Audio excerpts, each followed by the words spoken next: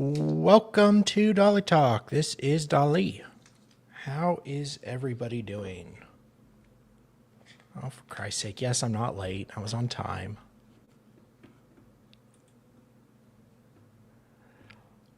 Hey, Paul. Good to see you here. Christine by Franz is here. Okay, so on Monday or Tuesday,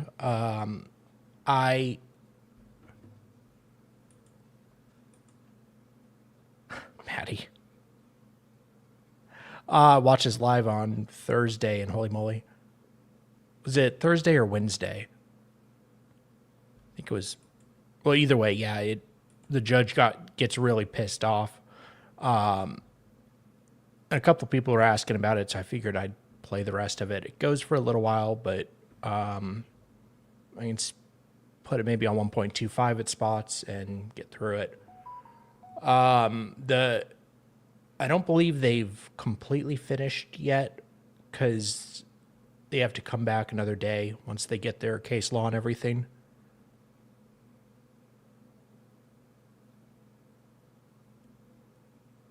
But we'll see. Hey, factual lie. Either way, yeah. Hey, Kay, how you doing?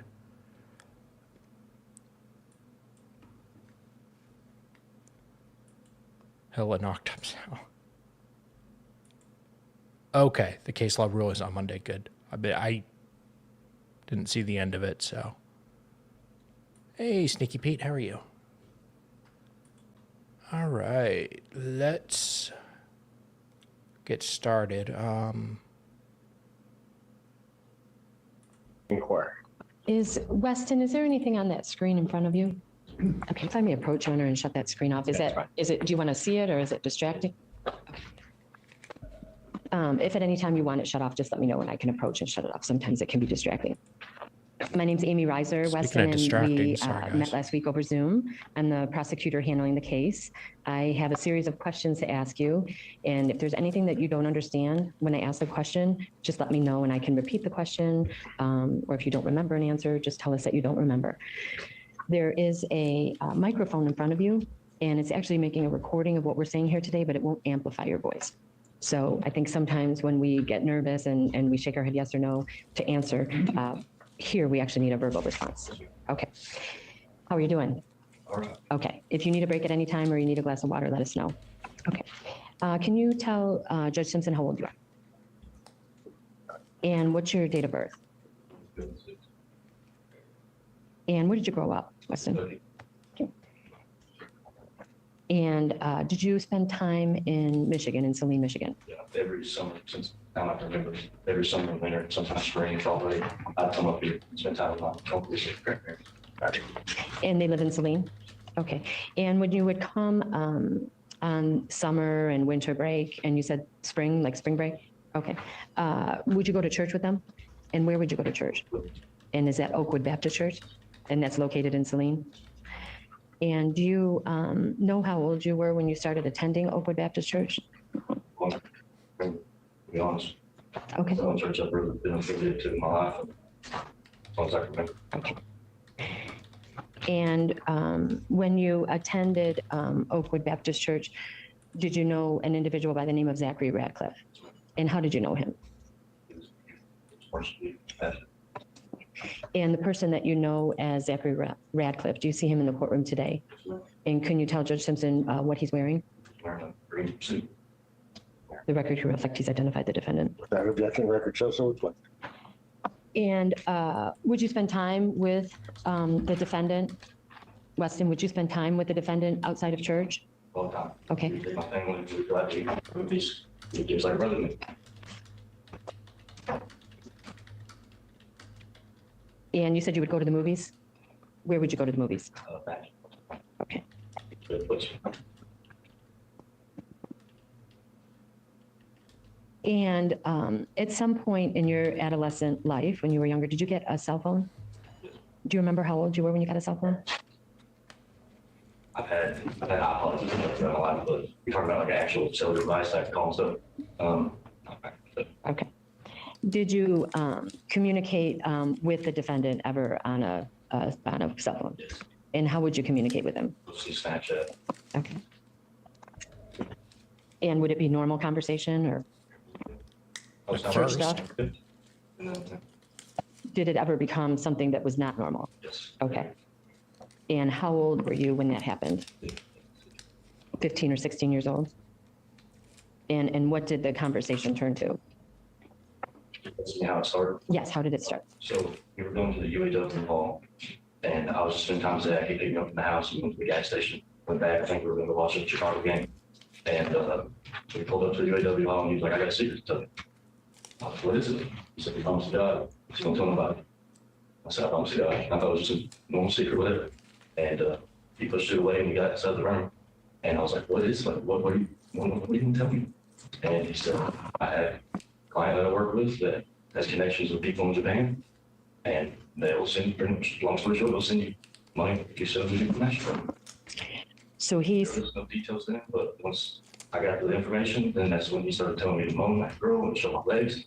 You have to finish in the video. and so when he was telling you this, you were in person, you said at the UAW hall? Was there like a church office there or something? And do you know like where that was? I'm not exactly sure. Was it like, do you know what street? It was in Saline, okay. And was anyone else at the church office at that time? Just you and him? I think he had an office there, and maybe Pastor Frank, but nobody else was there, it was just me and him. Okay, and you were 15 or 16 years old? Okay. And so what information did he give you? Like you said, he told you like how to do the video? What did he tell you to do in the video? Told me to, when I first sent it, it wasn't good enough, and I needed to be higher pitch moaning. I needed to moan louder, and I needed to show my legs and my stomach, and I had to finish in the video. And when I finished, I had to get even louder. And he was telling you that. Jesus. And so for the record, and to be clear, the video is you stimulating your penis with your hand and naked? Okay. And did he tell you where to send the video to? Yes, ma'am. Where did you send it to? Do you recall? 1977 at yahoo.com. Okay. And he gave you the email address? Okay. And did he give you anything in exchange for making these videos? Okay. And how would he give you the money? When I was here, it started when I was here. He would give me cash. And when I went back to Kentucky school, that's when we started catching me. Yeah. And you said the first video you sent, he told you there was something wrong. Just real quick, guys, since some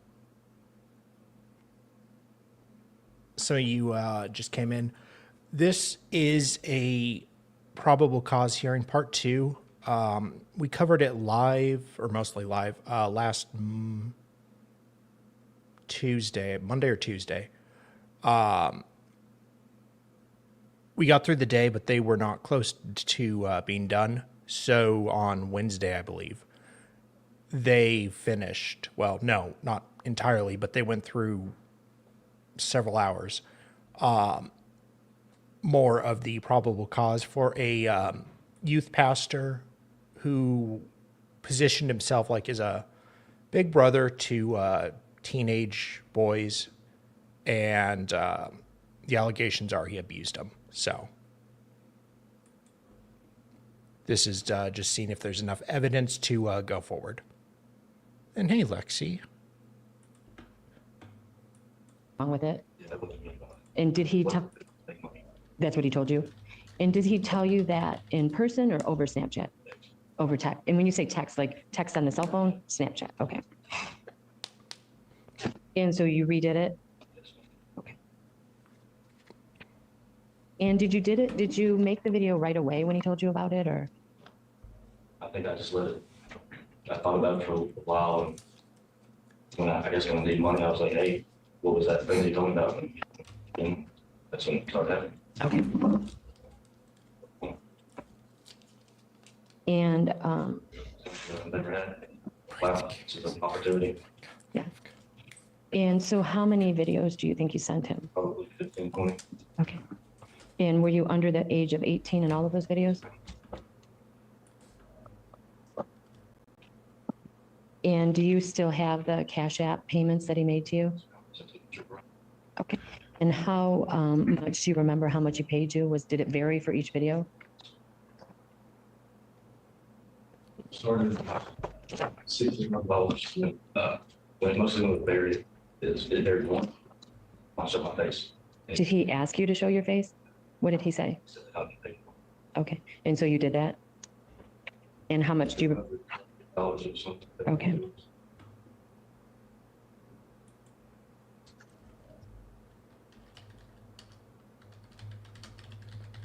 And do you recall when the last video you sent to him was? 2024. Okay, It was towards the end of the year, but I can't recall exactly. okay. And Anything did, for me? When? You said when was the last one? You don't recall? Okay, sorry. Go ahead. did you stop making the videos? Okay, and did he say anything to you about not making them anymore? Or? Yeah, like I said, me and my papa in the house, and we were in the kitchen, papa watched TV, and this was the first time I've ever seen the evil in them. In Zach? Yeah. And he just whispered at me and was like, "You're paying a lot right now." Oh, he was saying to you, what was he saying? I'm sorry, he was whispering it to you? Sorry. That's okay. They're paying a lot, they're having Valentine's Day special. Yeah. Okay, and you were in your, And I was like, no, I was like, I'm gonna get a job. That's literally what I said. He just blew it off and I walked back in the room and and that was at your grandpa's house in Saline? Okay, so was that Valentine's Day of 2024? Okay. And how did that like make you feel? different about him. Didn't know how to feel.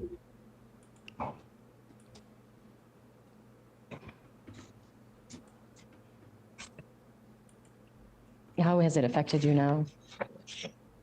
But, is it not?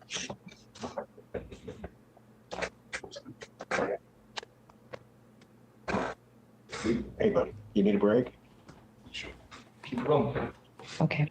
Weston, I don't have any questions for you. If you want a break, we can take a break, but if you're okay to keep going, the defense attorney has some questions for you, okay? You need a break? You let me know, okay? And we'll just stop. It's okay. I'll come. What do you say? You're trying to get done back? I hear you. I was raised the same way, so I got you. All right. Cross-examination. Thank you, Your Honor. Good afternoon, Weston. My name is Ida, and I'm just gonna ask you some questions, okay?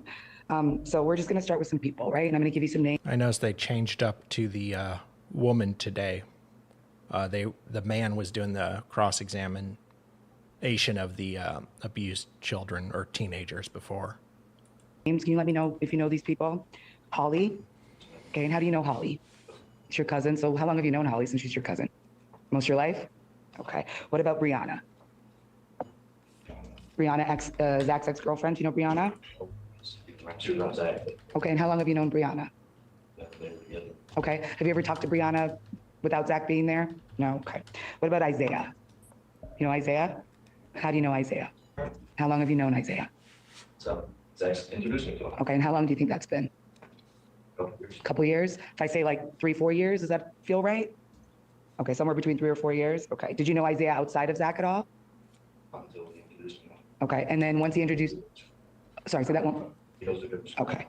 Okay, so the summers you come in, or the spring, or the holidays you come in to visit your grandparents, you hang out with Isaiah? Okay. When's the last time you talked to Isaiah? In a couple days Okay. And where did you talk to Isaiah last? outside. Where were you guys at? Were you at someone's house? Sorry, I talked to him yesterday outside. Okay, and Locked up in my head right now. that's fair, Weston, if you want to take a break like the judge said. Did you want to take a break? Okay, Take a break. All right. that's all right. Okay, if somebody, does he have a support person with him or something? All right. They can either go all the way back down, but I prefer that not happen. Just take it to the judicial division. All right. Oh, absolutely. Absolutely.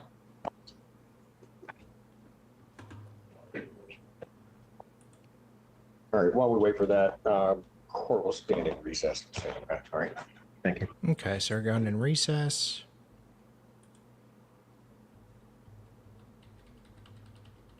Yeah, no, I'll tell you what. Okay, on the record in case of the People versus Radcliffe. You all right? Okay, if you, I'm gonna tell you, you're right. You like to get things done like me. So, but what you say? No, I'll tell you what. If you need a break, if you need another one, you just let me know. All right? No harm in asking, right? Okay. All right. Counsel, you may continue. Thank you, Your Honor. Okay, so Weston, we were talking about when's the last time you talked to Isaiah? And that was yesterday outside of the courthouse? Okay, and when you talked to Isaiah, what did you talk to Isaiah about? Objection, hearsay. I'm going to sustain the objection as to the form of the question if you want to retry that question. What did you say to Isaiah? Talked about their attack. Because we never got to talk. This is really my first time seeing him. Okay, and when you said that to Isaiah, what did you feel about what Isaiah said to you or looked at you or how he reacted to it? Sad. Okay, and why did it make you feel sad? Because of the things that he's done. Okay, so when you heard Isaiah tell you what he told you, were you sad for Isaiah too? Yes. Okay, and is that because Isaiah told you some details?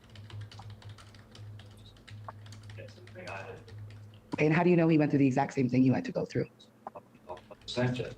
Okay, and what did you talk about with regards to the Snapchat? What did you say to Isaiah? What happened? Okay, What became true? okay, so you told Isaiah kind of everything, and Isaiah told you the same. Okay. What about Noah? Do you know Noah? Okay, how do you know Noah? What? Okay, how long have you known Noah? Less than a year. Okay, and did you go to school with Noah? Okay, did you go to church with Noah? I don't know if he went there. He's that's the one that introduced him to Jesus. Okay, and so you've only known Noah for about a year? Okay, and when's the last time you spoke with Noah? Okay, and when did you speak with Noah? Where? Outside of the courthouse? And was anyone else around you when you spoke with Noah? Yeah. Who was there with you? Everybody that was outside. Okay, and who's everybody? Well, I was an outsider, right? That were with us. Okay, can you tell me some of those people? What are their names? Isaiah, me, Apple, my Apple, Ben, everybody that's with us, defending us with it. Okay, and so you and Isaiah and Noah were outside together. There was nobody else other than the other people you named. There was no one else outside with you? Everybody that we were coming in, Okay, everybody together, coming in from where? coming into here yesterday. Okay, when was that? In the morning. Okay, and then what about Devin? Do you know Devin? No? Okay, Reese? No? Was her face that I hadn't seen before. Say that one more time. He came in the room. I was like, who is this? Okay, It's two people I've never seen. okay, but do you know who they are now? And I really hadn't talked to them. It's a bit collaborative. Okay, and how would you identify them? Like, how would you know them now? Because of this? Okay. What about Christopher? Cole? Okay. And how do you know Christopher? Okay, and how long have you known Christopher? He's been in church since I was a little kid. So can you give me an idea of how long that could have been? I was like doing it when I was like 4 or 5. Okay, so you've known Christopher for a pretty long time, right? Because you're 18 now, right? Okay. And have you talked to Christopher? Have you talked to Christopher without Zach? No. Okay, He's kind of pushed away everybody, Holly, Christopher, Cole, whatever. okay. And when's the last time you talked to Christopher? Yesterday, and where was that? Outside? Was that in the morning as well? Okay, was he part of that circle of people? Okay, and what did you say to Christopher? What did you tell Christopher? About the jacks. And you want to do the same thing? Okay, and how did you feel about his response? Sad. All right, and why did it make you feel sad? The exact same reason where I said, Okay. What about Maxwell? Do you know Maxwell? And how long have you known Maxwell? a couple years. Okay, when you say a couple years, can I say like 2? Okay, and how do you know Maxwell? Okay, and have you talked to Maxwell anytime without Zach or hung out with him without Zach? We used to go to the gym and stuff to do. Okay, and how often would you guys, This was going on. He was saying, I did it. okay, so how long were you guys going to the gym as gym buddies? How long? Yeah, like, were you guys going to the gym for the last couple years? Couple years or something. Okay, how often would you go to the gym? Like once a week? Every day? Okay, commitment. That's good. That's a good sign. All right, so you guys would go to the gym and you guys would never talk about this stuff? Okay. Did you ever tell, I didn't know he was part of it. You know, I was part of it. We didn't know it was wrong. We didn't know. did you ever tell Maxwell how maybe you made money? No? Did he ever ask you? I thought about doing it, but I never did. I wish I did. Okay. All right. I have a couple more names. I know this seems a little repetitive. So Jacob, do you know Jacob? And how do you know Jacob? Kind of exactly. He used to go to church. He just disappeared. I never really talked to Jacob, but I know. Okay, when you do like the bunny ears or the I quotations? know his name. I talked to him here. Okay, when you say you talked to him here, when did you speak with him? Outside yesterday? Okay, the same kind of conversations? Okay. Did Jacob, What do you think about Jax? He's like, Jax, what? It's a whole different situation. okay. And was there anything else about your story that you told them that was different? Didn't really get Okay. All right. What about Nathan? it. Nathan, I think Nathan now lives in Tennessee.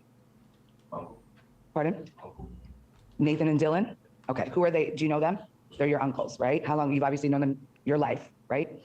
And you currently live with them in Tennessee, right? I live here. I came up here for surgery. Okay. But before you came up here for surgery, you were living in Tennessee. And how long had you lived in Tennessee? Okay. For the surgery? Okay. I've been in stuff my whole life. Okay. And in Tennessee, you lived with your two uncles, Dylan and Nathan, right? Did you ever talk to them about what was going on? First person I told was Amanda. Okay. First thing she said is, that's not, I'm doing, going that. Okay. Who's Amanda? My cousin. Okay. Your Honor, I know he's nodding into the gallery. Is it all right if we identify that person in the gallery for the record? No, but that's necessary. Is that person sitting in the gallery? Okay. If I were to refer to that person as your support person, is that appropriate? Okay. And her name is Amanda. And what's the relationship that the two of you have? Objection has been answered. My apologies. Sustained. I didn't hear it, Your Honor, the answer that he gave. The relationship. Your cousin. Thank you. He said, I know you said it 2 times. I know, I heard you. My apologies. That's your cousin. Correct. And you've known her obviously most of your life. So she's the first person you told to? Objection has been answered. Sustained. And when you told her, what did you tell her exactly? I told her that I was sending the Jax videos through connection with Zach, and I was getting paid for it. Okay. That's what it was. Okay. And you said earlier that she told you that wasn't what was going on. And what did that mean to you? Said, and that's when it got reported, and everything just started spiraling. And all things came out. And she said to you earlier that she said something like you're not the only one or something like that? She said, yeah, definitely not the only one. Okay. And what did that mean to Well, I you? believe it's gone. Because this had to happen. It was went on way too long, and God ain't gonna let that happen. So that would have to be In your opinion, how do you think she knew that you were not the only one? God. God? Okay. And okay. Now, at one point, there was like a meeting, right? At the Powers house? Yeah? Were you at that meeting at the Powers house? Yeah, and that's Scott and Beth, right? Okay. That's your mama and papa. Okay. And so at that meeting at the house, who was all at that meeting? That's what I'm saying. It spiraled. One person came over, called their kid, and then the kid was like, yes. And then another person got called, and they would call their kid. It's like, yes. People just start smiling, people start coming over. I couldn't tell you, everybody was over there. It was a very, very stressful day. The names that I mentioned earlier were some of those people there? Isaiah. Isaiah, Max, going to. Okay. And okay, in that meeting at Scott and Beth's house, me, mom, and your grandparents, right? Was that before you spoke to the police officer? Yes. I don't know. Okay. That's okay. Okay.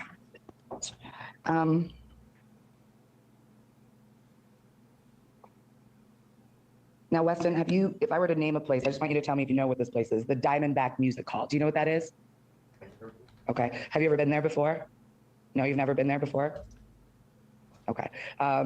Maybe in December sometime? What is it? Music hall. It's like a bar. No? So you've never been there and you weren't there in December of this last year? 18 years old, how I did. Listen, I got to ask the questions, right? That's a fair answer, right? Have you ever heard anyone like Brianna or Ian tell you about that bar? Talked to Brianna. Okay. Talked to him here, but no, he's not in a regular bar. Don't do this Okay. When you say you talk to Ian in here, what do you mean? outside. Okay. So all that's outside. Okay. So you had said earlier about your visits to Michigan. They were over the summer. Was it every summer? Yeah. Okay. And was it also over the school breaks? Did you come mostly over the school breaks as well? Yeah. Spring break, winter break. With summer, it's break. Okay. Okay. And that was the time that you would come to town and stay with your grandparents, right?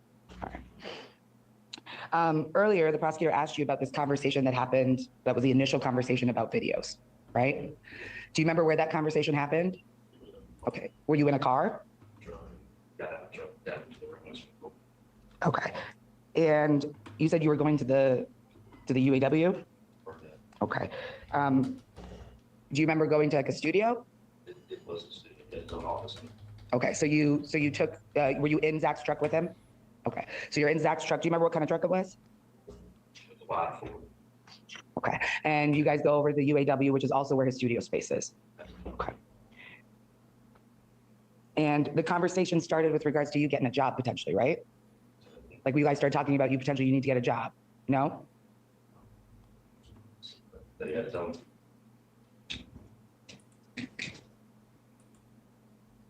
Okay, so there was no, you weren't looking for work or anything like that at that time.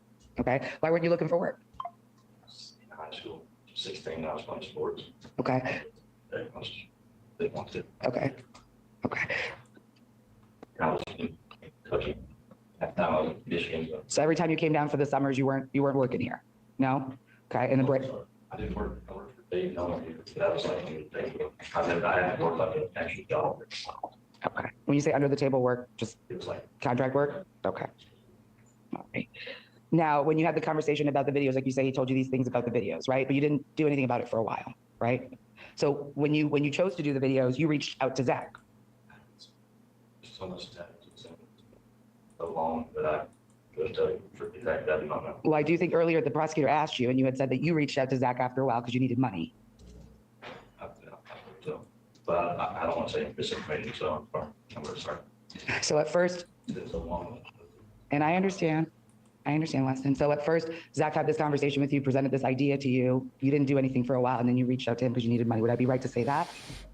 Well, I reached out to him, reached out to me and brought it back to. Okay. Do you remember saying that earlier to the prosecutor that you reached out? Objection, Your Honor, asked and answered. Sustained, and I don't know if that was really what he said. Fair, Your Honor. I think he gave his mindset. He was giving his mindset as to why he did that, because he needed money. So can I restate the question, Your Honor? If you can, but I think he's answered it, but go ahead. So based on your mindset at the time, Zach presented an idea to you, you did nothing, and then your mindset was that you needed money, so you reached out. Would that be fair? Well, I'll sustained. His testimony is what it is. When I'm talking mindset, he was explaining why he did what he did. I don't know that in my notes will reflect one person reaching out to another or the other way around. And he has answered that question by saying he's not sure and he doesn't want to give information. So we're done with that. Move Fair, Your on. Honor. Thank you. So when you were having the conversation and he provides you an email address, right? You had said that he provided you an email address. What was that email address again? Okay. And is that how you chose to communicate? Sending the videos? Okay. Okay. And did you send the videos from your own email address? And Your Honor, I'm not sure if you want that on the record or if you could write down his email address for us. All right. Well, I don't know if he knows it, so Well- I have to ask him that question. Do you know the email address that you used at the time? All right. So we don't want it broadcast. We're going to give you a piece of paper at some point. You need to write that down. And so you communicated through your email to that email address. Okay. For the videos, right? And let's talk a little bit about these videos. So what were the parameters of the videos? You talked about it a little bit earlier, right? Certain things got you more than others. Can you just give me a couple of those certain things? At finishing the video, that like I said, I showed the video. You have to show your stomach, show your legs, and bone, high pitch, loud, to the point where I could never do it with someone else in the house because they were here. And this is something I told them, but yeah, that's the parameters. Okay, and so if you did all those things, what kind of response would you get payment wise? How much would you get if you did all those things? 60, all, did there. Okay, so there wasn't like if you did these things, you got this much? Okay, 100, 150, okay. 90, 70. And when you're taking these videos, where were you usually taking them? In Kentucky, out in my room, and here in my room. Okay, and when you say in your room here, was that at Beth and Scott's house, your grandparents? Okay, and where, like always in your bedroom? Okay, and what time of the day would you usually take the videos? Okay, did you like take a video? Okay, so always when no one was home at grandma and grandpa's house, right? What about when you were in Kentucky? It was in your bedroom? Okay, and it was when no one else was home as well? And who lived with you? Sorry, I couldn't hear you. Because it would be too loud. And they'd probably be like, what's going on in that room? Okay, and who lived with you in Kentucky? Okay, so in your stepdad, okay. And you said it ranged time-wise when you were making or taking the videos, okay? Did you take a couple of videos and send them by one, or did you just take one and send it? Okay, and when you would take the videos, would you take them on the camera app on your phone? Yeah? Okay. I forgot about that's enough. Had to be 60 seconds or long. Okay, so it'd be 60 seconds or longer. So you go to your camera app, you open up the video, you take the video, and that goes into your photo reel, right? Your camera roll, right? Okay, so then you go into your email address, you'd upload the video, and you'd send it to the Brian Elliott or B Elliott 1977 at yahoo.com, right? And what would you do with the videos that were on your phone? Okay, and in order to delete them, what steps did you have to take? Okay, so you delete the video from the camera roll, right? Okay, and what about the emails? Did you delete them right away? So I deleted them probably like 2 years ago, and it's just because I felt freaking ashamed. And I got on an accident, and I clicked on it, and I was opening my sent, and I saw it, and it just reminded me. Okay, and how many emails do you think you deleted? Yes. Well, okay, and were they just the video uploaded, or was there any context in the email? Okay, and no one else was CC'd on the email, right?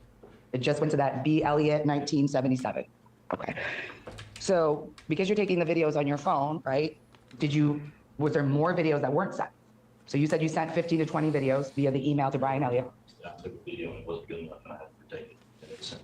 Okay, So yeah, I probably made 20, 30 videos altogether. so there was about 20, 30 additional videos that never got sent, or 10 videos that were not good? Okay. Probably like 20, 30 videos in general, including the ones that I didn't get paid for. Okay. They weren't good enough. Okay, well, I'm not asking you about those. I'm asking you about other videos that you took that maybe didn't email out. So, you know, you take a selfie, you take a couple pictures, some of them aren't great. And you're like, well, this one's good, right? So what I'm saying to you is, were there other videos that you took and you were like, no, I'm gonna delete that one? No, so every video you took was one that you sent. Yeah. Okay, and so that was about 15 to 20 videos. I just wanna make sure, because you threw out some numbers, I don't wanna, okay. And all of them were sent to this Brian Elliott via email at Yahoo, right? Okay. Now, I'm gonna go into a little bit of this Cash App, okay? So when you sent the video, how much time has to pass before you would get some kind of payment? Most of the time it was pretty instant. Okay. Text them. Hey, Ruth, how are you? Verify that it got verified. Okay, when you say you would text them, is that on Snapchat or is that on the text message app? Snapchat? And when you, Text them, it's a secret. Why would I want to tell somebody when I'm getting paid to do something I was already doing? Whatever, it's 8, 7 days, whatever, however it was, whatever it was. I think so, Mevka. Part of the things. okay, so when you're having the Snapchat conversation, that's with Zach Snapchat, right? What's his username? Do you remember? Okay, and was there an image on his Snapchat of like you know how like your Snapchat can have, pardon? I guess it's called a pig emoji. I've learned something new today. Was there an image on that? Yeah, what was that of? Like, it's just what it looked like. Okay. Okay, so all of the conversations that happened between you and Zach regarding the videos was on the Snapchat with your account and his. No, I get that part, Weston. So all the conversations that you had with Mr. Radcliffe was via Snapchat, your Snapchat account and his Snapchat account, Zachary Radcliffe, correct? Okay. Do you remember your username at the time when you had that Snapchat account? Okay. Okay. And so when you're talking payments, so you upload the video like we said on email, right, to Brian Elliott, then you sent Mr. Radcliffe a snap, letting him know? Yeah, but I sent a video and he's like, yeah, I'll be back with you, blah, blah, blah, 15 minutes. Okay. Okay, and then the money would go. Okay, and you said you made about 15 to 20 videos. How many times did you get payment via Cash App? I got paid every time it was approved. Okay, so you got 15 and 20 times of payments from Cash App. And so if you were taking the video, you said throughout the day, right? Right, like earlier you said it could vary depending on when you were home alone. The very first Cash App you received, do you remember that one? No? But you do remember that it was how many Cash Apps in total? Okay, how many did you say earlier in total? I just want to make sure I heard you. 15? Okay. Thank you. Was there a point where you had to create some other account? Yeah, I've had crazy accidentally delete multiple Snapchats, so yes, I've had multiple accounts. I don't recall the issue. Okay, I was actually asking you about Cash App. So was there a point where you had to create another Cash App account? It's because there was, I don't know if it's $1,000 limit or whatever it was, but it said like you can't get paid anymore. I don't know, because I was 18, I didn't have like access to the actual Cash App, and I had to have like a guardian for it. Mhm. That's, Did you receive payments on that account? Okay. Do you remember because you know Cash App also has like a username, right?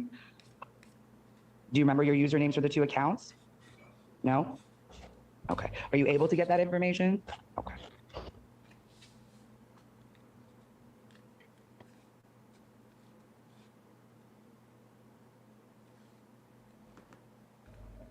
Let's talk a little bit about the Valentine's Day video, right? I think the prosecutor brought it up earlier. There was a video that you made around Valentine's Day. Do you remember that?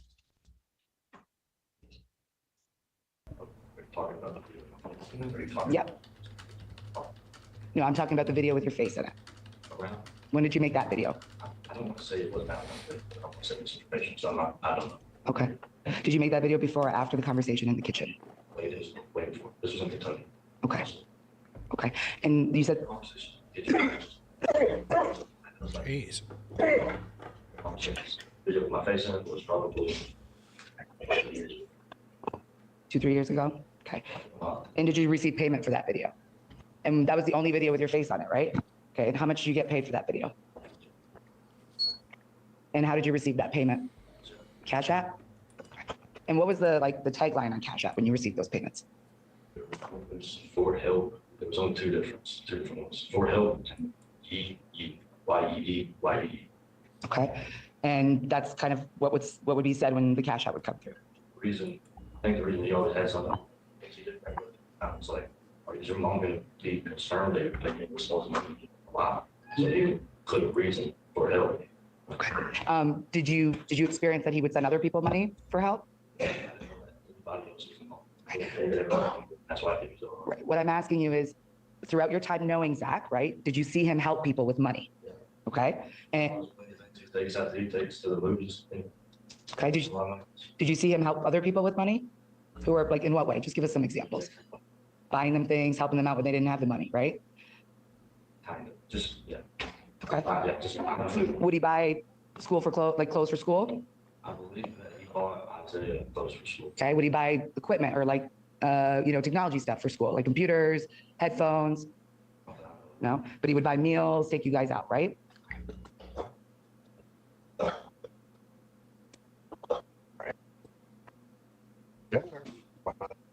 Sorry, I need one too.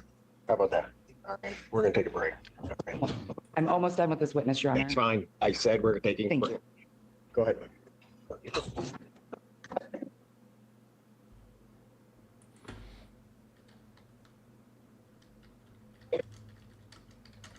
Court will stand in recess. Okay.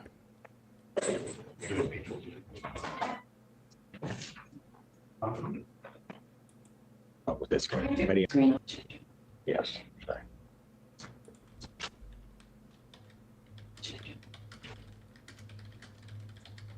When I approach and shut that screen, I'll have it the same. Go ahead. You have more of a problem with this committee also. I guess I'm just She's so distracted.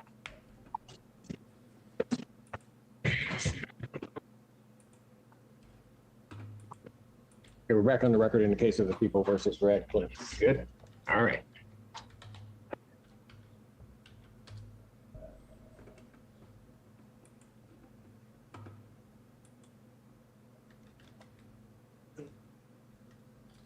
If you come in, where I give you this to put that email down. All right. I'll let you use my pen. I don't let people use it.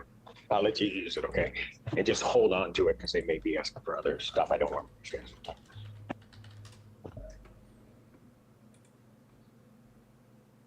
Go ahead. I have no further questions, Your Honor. Okay. Any redirect? Yes.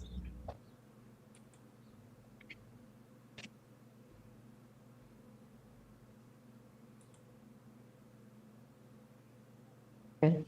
Are you good for me to ask you just a couple more questions? Okay. You just testified on cross-exam about the video wasn't good enough, so you had to redo it. Who told you that the video wasn't good enough? Zach Radcliffe? Okay. And you said that the payment was pretty instant. After you emailed the video, you would then send a snap message to Zach, and then Zach would pay you for the video. Okay. And when the defendant would tell you that the video wasn't good enough, would he tell you what you needed to do? Like, what would he say? Like, Tell your stomach, make sure you have to finish the video, come, exactly. Oh my girl. That's it. And when all of this information came out, did Zach contact you after that? Thank you, Weston. I don't have any other questions for you. Why don't you just hand me that? You're all set. Okay. You're welcome. Tell you, I love your accent. I know you don't think you have one, but I love it. All right. Take care of you, man. All right. The people would call Ian. You know, you can.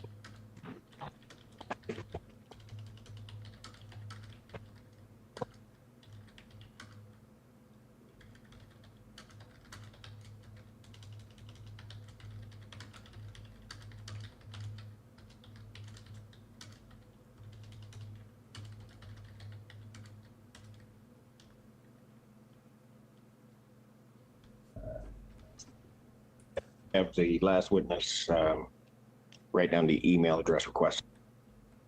Counsel, Madam Prosecutor, I've been using the list you gave to in terms of witnesses' testimony and to the count, and I guess I don't see Ian, or maybe I'm missing him. Oh, I do. It's 18, 19, 20. Got it. I see it. I just.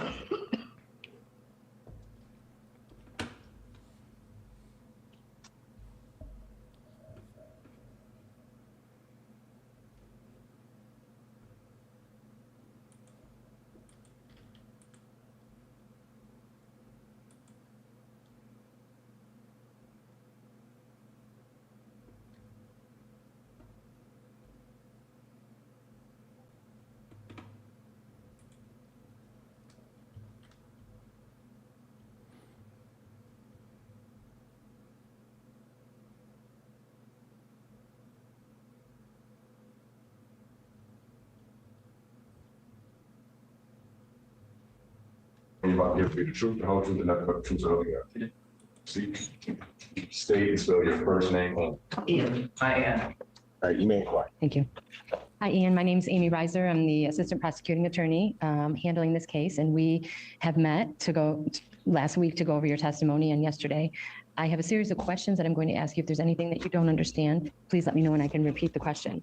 There's a microphone in front of you, and it is recording your voice, not amplifying it. So if you shake your head yes or no, it won't record it. And so sometimes I think we get nervous and we shake our head yes or no. So I need you to give us a verbal response to the questions. If at any time you need to take a break, let me know and we can take a break. When I'm done asking you questions, the defense attorney will ask you questions and the same rules apply. Sound good? Okay. Can you tell the judge how old you are? I'm currently 21, And what's your date of birth? March 29, 2003. And where did you grow up? I grew up in Ypsilanti, Michigan. And do you still live there? I currently live in Belleville. And when you were growing up, did you attend the Oakwood Baptist Church? And do you recall what age you started going there? I started in fourth grade, so around 11 or 12. And who did you go with? With my family. Okay. Brothers, sisters? My sister, my mom, my dad, my aunt as well. Okay. And did you know the defendant, Zachary Radcliffe? When we were starting up, but I did hear his name, obviously, because he was popular in the church because of what he did every day and stuff like that. Okay. And so did you eventually, as you got older, hang out with him or? I did. He actually had a kind of more of a fond appreciation for our family. He was involved in a lot of stuff with our family when we kind of started going out with first. Okay. And would you go to his house or he would come to your house? Our house. Okay. Or we went to dinner with other people and stuff. Okay. Would he become part of your family? For a while, he was basically considered almost family. And would you hang out with him after church? Yeah. What would you do? Depends over the years, there were different things. He'd mentor me in music. We'd go to things like dinners and stuff like that. So it kind of just depended on what was going on. Okay. And the church where you attended, where was it? It was, at that time, it was in Salina, the Washington Michigan. Okay. And what was Zach's role at the church as you got When we older? first started, he wasn't the director of worship. He was the person on stage who led primarily the song. Played. Okay. And then over time, And over time, after we graduated college, came back home, he did take that role as the leader. director of worship.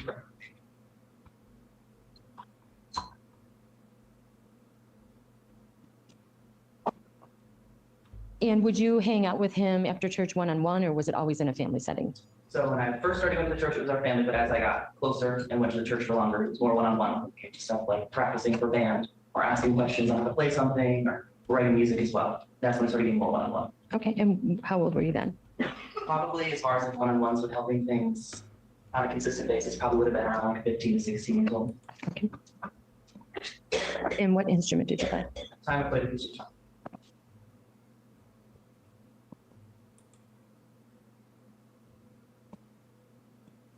And sort of as your mentor and working with him in the band, did you communicate with him did you have a cell phone? Yes, so I had Snapchat, and obviously a cell phone when I was around 14. Would have been when he first asked for my Snapchat. Okay. And was that unusual, or was every? So we were in the church, and it was after church one day, and he simply asked if I had Snapchat. He added me, and then we left. Okay. And would he drive you home ever? Or? No. Okay.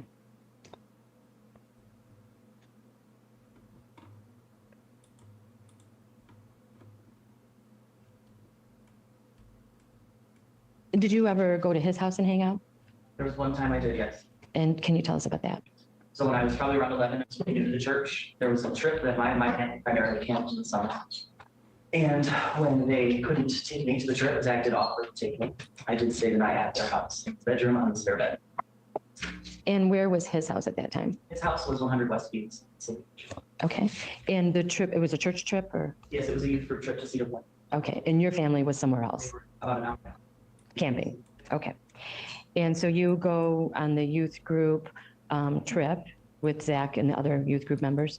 Sorry, can you repeat that? Yeah. I'm sorry. So you go on the trip to Cedar Point, the youth group trip, Yes, that's correct. and then you stayed at Zach's house? I did that. Okay. And Zach was driving, or? Zach drove me back to the campground the next day. Okay. For that, he drove me home from the church when we were And did you stay at his house? Okay. And what happened at his house? in his house. I stayed in his room instead of on like a couch or anything like that. I was in his room on spare bed. Okay. And anything unusual? So when I was there, I remember being younger and he like didn't give any type of pressure, but he did kind of ask questions as to why I would wear all my clothes to bed. Okay. And you were about 11 years old? 12 years. Okay. And did he like try to talk you into wearing something else to bed? He said that I'd be more comfortable in my underwear. Okay, and so did you do that? Okay. And did you ever stay at his house again? That was the only time I never wanted to say that, to be honest. Okay. At some point, did you communicate outside of the church on text message, on the phone, or on Snapchat, or both? So when I was younger, it would depend most of the time on Snapchat, but I did find like looking back, he did text me a lot on Facebook Messenger as well. Nothing sinister, just that did start where he was originally texting me. And then once I had Snapchat, it shifted to Snapchat. And was it just normal conversation about the band on Snapchat, or? For the most part, when towards our beginnings, like years at the church, it was just normal conversation, saying things like happy birthday, love you, thank you, and stuff like that. Okay. And did it ever turn into something else? Once we moved over to Snapchat, he started introducing new concepts of things that he would offer to me as well. Okay, like what? He would offer it at the beginning, or he wouldn't offer. He would try to desensitize me to things, saying that, oh, like we're bros, so we send videos of each other, like ejaculating on Snapchat. Jesus. And how did you respond to that? I said that was wild. I said that's not true. I did try to question why he would introduce such an idea. I would ask like who else, and he would say, oh, no one. He's like, can't tell you that and stuff. Like, he'd always make excuses when it came to that. Okay. And how old were you when this sort of line of questioning started? I would guess probably around, well, not guess, but for me, it was probably around 14, 15 is when he started introducing the idea. Okay. And did he ever send anything to you? He did. In fact, there were a lot of times that his method of trying to make me comfortable was to send videos of himself, and he called them happy come day every time he did it. Okay. And what, if anything, did you say or do with those videos? With those videos, I'd be like, what the F, like, why'd you send that kind of thing? And then over time, he kind of was like, always chill, and then he tried to make me comfortable, and I kind of eventually just said yes, because you bothered me about it so much. You finally said yes to, Just sending it to him. okay. And did you just send it to his regular Snapchat account, or? And did he ever tell you that you would get paid for the videos or anything like that? So when it first started, no. At first, it was just we're friends, and friends send like silly videos that are a joke to each other. And then as I got a little bit older, probably around 16, 17, I had an interest in music during the pandemic as well. And he offered me to do music. His offer was to send videos for my songs to be cheaper so that I could afford them. Okay. And so where did you send those videos? I said, doing it on Snapchat. Okay. Was it his regular Snapchat account or a different account? He was very- Okay. And then he would he tell you what to do in the video? He would just, for us, it was never instructions. It was just that the point of the video was to finish. Okay. And you were 16 or 17 years old? When he started using it as an exchange for something. Okay. And then when you sent the video, what would you get in return? In return, my songs would only be $1,000 instead of the $1,500 they were before at the other studio went to Chuck Alcasium. And then when we switched to just working with him, when I switched to just working with him one-on-one, the agreement was I sent videos for my music to be cheaper and only $1,000. Okay, just so that I'm clear, the $1,000 would be paid or $1,500 would be paid for what normally? Would Sarah repeat that for me? Very repeat this. Okay, when you said that your music would be cheaper, can you explain that to me in a bit more detail? Yeah, so the rate of a studio session at Pearl was $1,500. Got it. So Chuck could get it, but he did want to increase them. So Zach had his own studio at the current building that we were in at the time.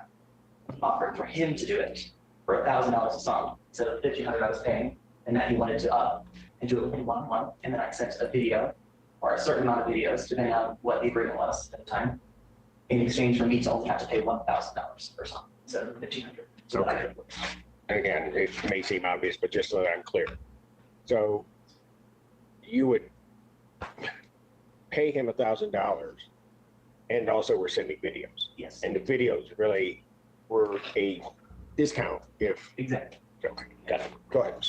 And that was the cost of recording at Zach's studio That's for you. for me. So instead of paying $1,500, you could pay $1,000, but you also had to send him videos of yourself masturbating. That's And you were 16 or 17 years old. Did he try to negotiate any other sexual acts or any other videos with you? So when he would do the videos, the thing that I kind of did look that gave into when I was younger throughout the years for exchange when he offered that. He also did always like to joke about blowjobs and that if I would let him suck me off in a dark room so I wouldn't have to see him do it, my song would not be $1,000, but it would be free. So that's when you were younger than 16 or So 17. this was my 16 or 17. Okay. And the bro job is a blow job? Yes, that's correct. Okay. And did you ever do that with him? I did not. I always denied. Okay. Did he continue to ask that? He did. I mean, it was more than just 16, 17. He had brought up as a joke before, and I'd be like, why are you talking about that? I would dismiss it. But he did start as I got older to introduce the idea more. Once I kind of was like, okay, and open about being gay, he loved that was something he kind of talked about a lot more as I got more comfortable, as I got older. And how many videos would you say, Ian, that you made and sent to Zach when you were under the age of 18? Under the age of 18, it's so hard to put a number. I would say probably somewhere between 20 and 30 would be the amount of times that I caved or said yes.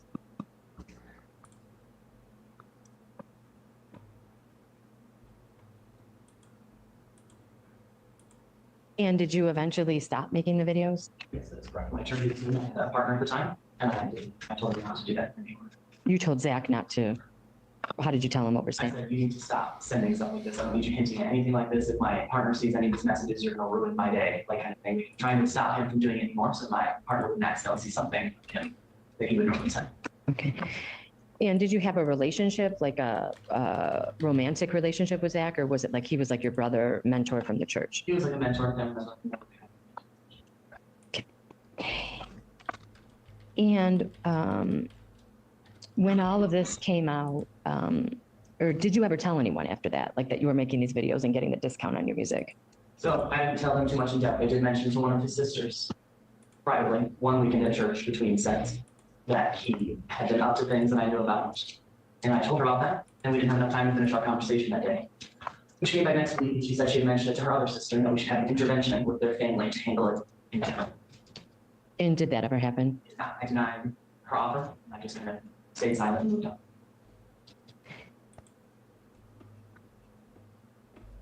And were you living locally when this kind of, this news sort of broke that this was happening with others last August, September, October 2024? Yes, I was living in Belleville. Okay. And did the defendant contact you? He did. When he put his girlfriend at the time on break, one of our friends from high school who I mentioned things 2 years ago connected us, and she told me that I needed to tell her everything that he did to me so that she didn't get back with him. And did you tell her what happened to I you? told her everything. And then we were pretty good about not letting him know that we talked, and then he found out we did. And that day, he called me several times throughout the day to kind of question me and say stuff like that, and just tell me that I don't know anything, and that there's nothing I could possibly say, and I'm basically crazy. And then he basically did told me to shut my effing mouth, and that, or keep my effing mouth shut, and that I don't know anything, and what I was saying was not true. Okay. So did he told you to keep your fucking mouth shut? Yes. And was that over the phone, in person, or something else?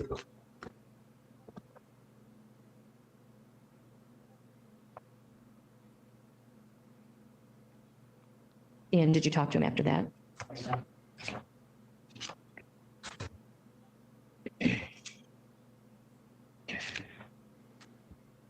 Block him?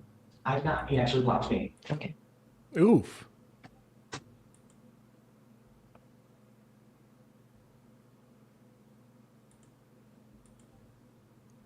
Wow, he blocked I you. don't have any other questions for you at this time. Ian, the defense attorney may. Thank you. Cross-examination.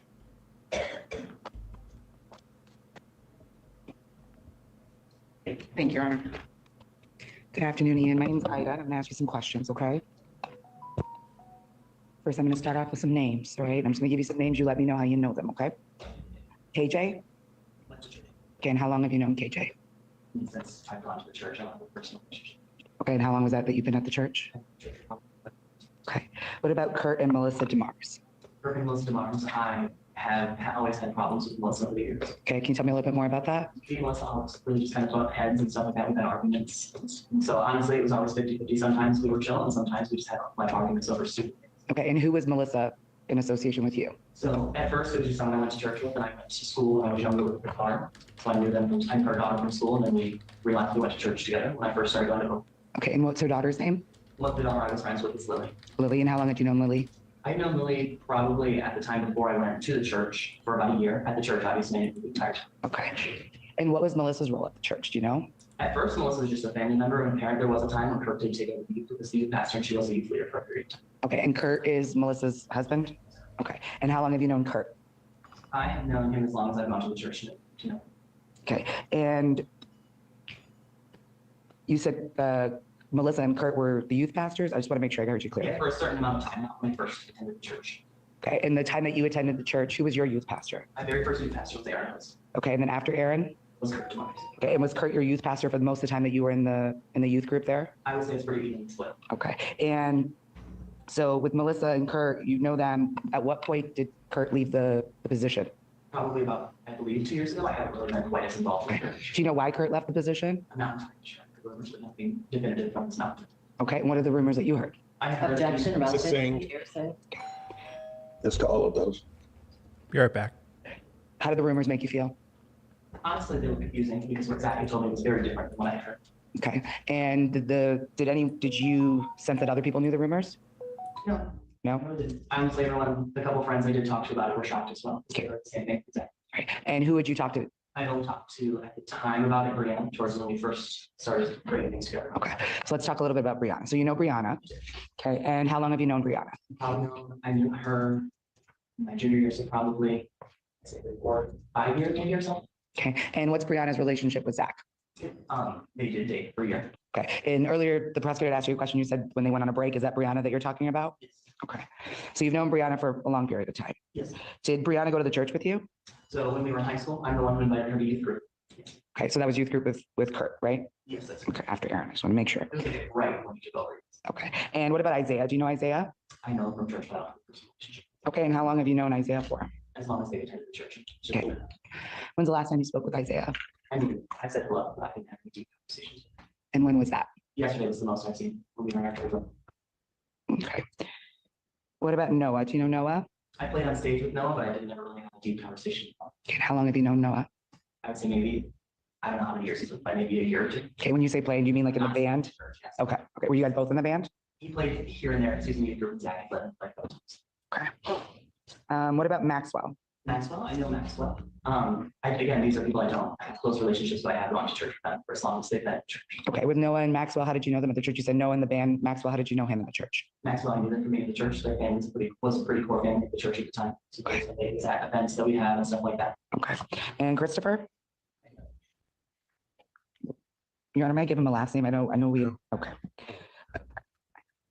Just use it. All right. So Christopher, you're not sure who I'm talking about. Okay. Yesterday when you came to the courthouse, did you hear a name like that? Okay. All right. What about Weston? Do you know Weston? I do know. Okay. And how do you know Weston? I know Weston because of the stuff that. Okay. So you didn't know Weston at all before? Okay. Had you seen Weston before then? No? Never had a Well, I conversation? seen him at church, sorry. So sorry. I did see him at church. He didn't live up here, so he was only here. Okay. And how often do you think you saw him at church? I mean, I could tell you a definitive number. I mean, over the years, his family's also was a core family at the church. So he would have been at the church here and there over the years, depending on age, as long as I've gone to the church. Okay. Do you remember seeing Weston at certain seasons or no? I'm not entirely sure. Okay. What about Jacob? Do you know Jacob? Okay. And how long have you known Jacob? I've been Jacob as long as I've gone to church. Okay. And how long would you say that would be? I would say probably about 10 years because I wasn't in youth group with him right away. But that's once I went to youth group, so we started being friends. And him Okay. So it's kind of like the trio, right? You, Jacob, and Lily at that time, yes. at that time. Okay. What would you call Jacob your best friend? I wouldn't say best friend, I guess, but nowadays, yes. But at the time, we were just friends. Pretty new friendship at the time. Okay.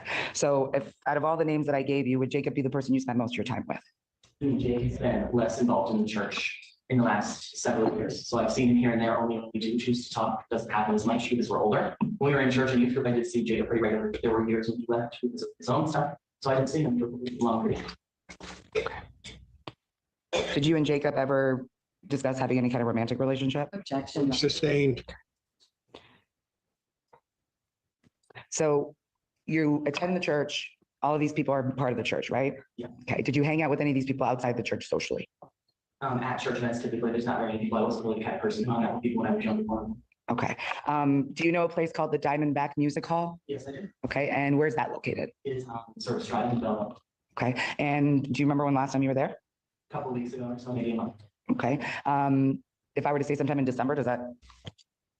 It's longer than what you said. I just want to know. Okay. And then who would you go there with? Depends on the day. I mean, I've gone there with Brianna, Nikki, Michael, Weston, anyone, like people from the stuff, because we've already been hurt and stuff like that. So we hung out because we kind of we sought out support system for each other after having a experience. Okay. Did you hang out with those people in that environment before you spoke to the detective? No. No, but you hung out with them recently there. Yeah.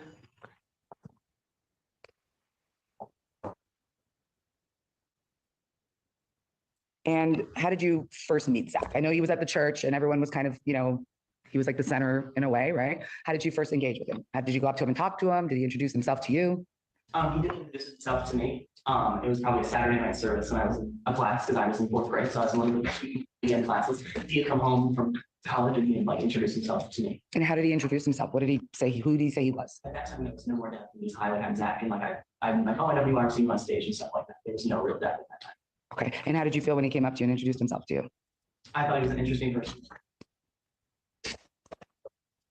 So everything you had heard at that point was all good stuff? Okay. Now, at the time, you said that you had seen Zach on the stage, right? He was part of the band of the church. Okay. And what was his role in the band? When I first started at the church, he was not the actual official worship director. He was just, obviously, his mom and dad were the pastor and pastor's wife. His mom was the music director, but he did primarily lead the songs that were sang in worship on stage, play guitar. Okay, so at that time, he wasn't the music director, he wasn't the youth leader or a worship leader. Okay.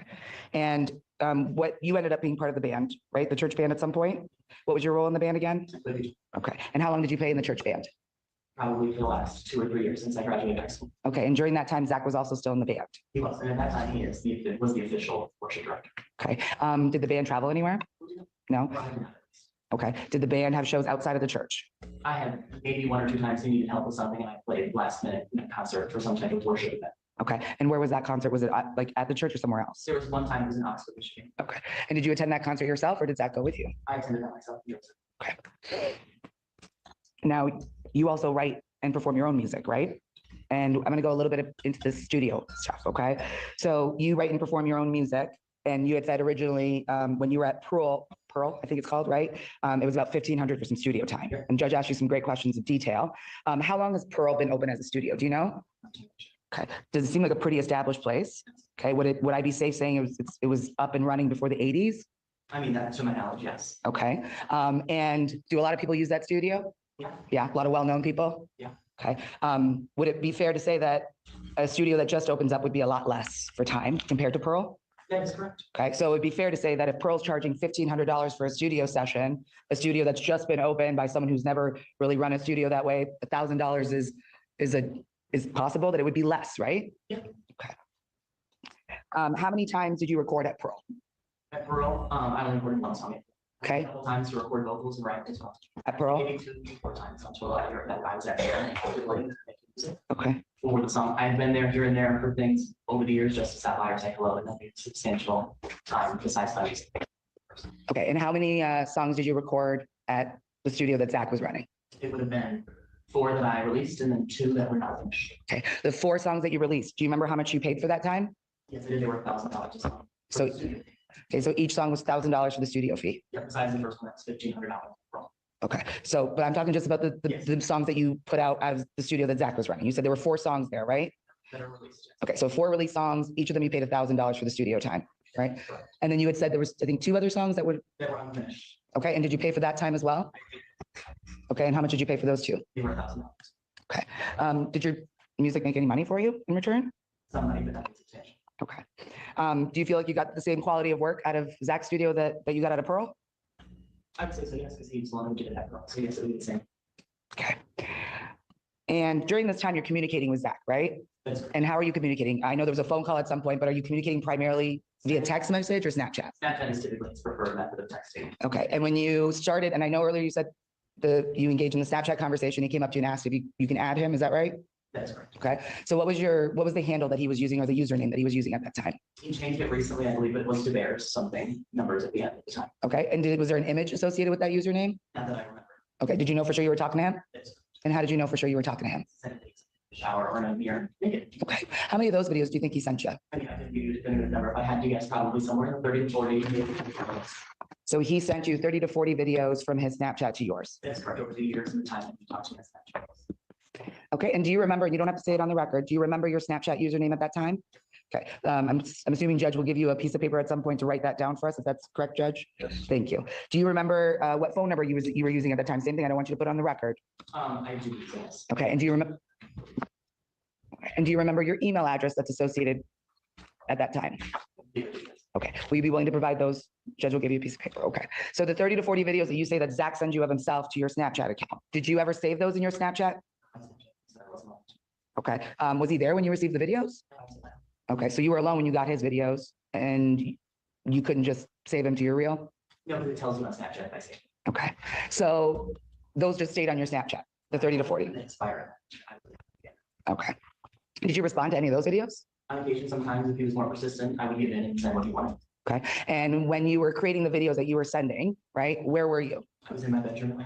Okay. And that's your home in Belleville or in Slater? My apologies. Okay. And in your bedroom, was it just you? It was Okay. And what time of day was it usually? typically it was at night. At night?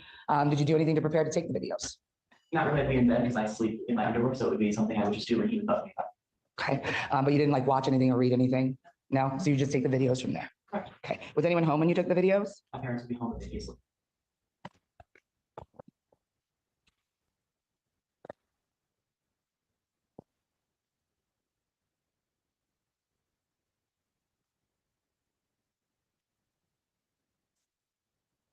Now, Ian, you worked at the Apple Store at one point, right? Do you still work? I still do work. Okay. And that's the Apple Store where? there. In Ann Arbor. And while you worked at the Apple Store, did you ever have an interaction with Zach at the store? Only when he used my discount to pick things up in the store. And occasionally he would say hello as he walked by. But Okay. typically I work back, so you have to ask me. Are you one of the geniuses? He said. Yes. Okay. So when he would come in the store and he would use your discount, right? What would he usually use your discount for? So there was one time he used my discount. He bought a new computer for him and his father for church. He also bought an iPad and headphones as well. Okay. And the iPad and headphones, let's focus on those first. Okay. What did he tell you he was buying those for? He told me that the iPad originally, the first time we spoke, it was for him to use me when you talk. After it was purchased, however, he did say he was going to give it to Isaiah. That's what he said to me passing at church, which I found weird, but I did. Okay. And what's the reason that those purchases weren't separated? We did them all together. So Is it maybe because of your discount? Is there restrictions on your discount? I prefer them. Okay.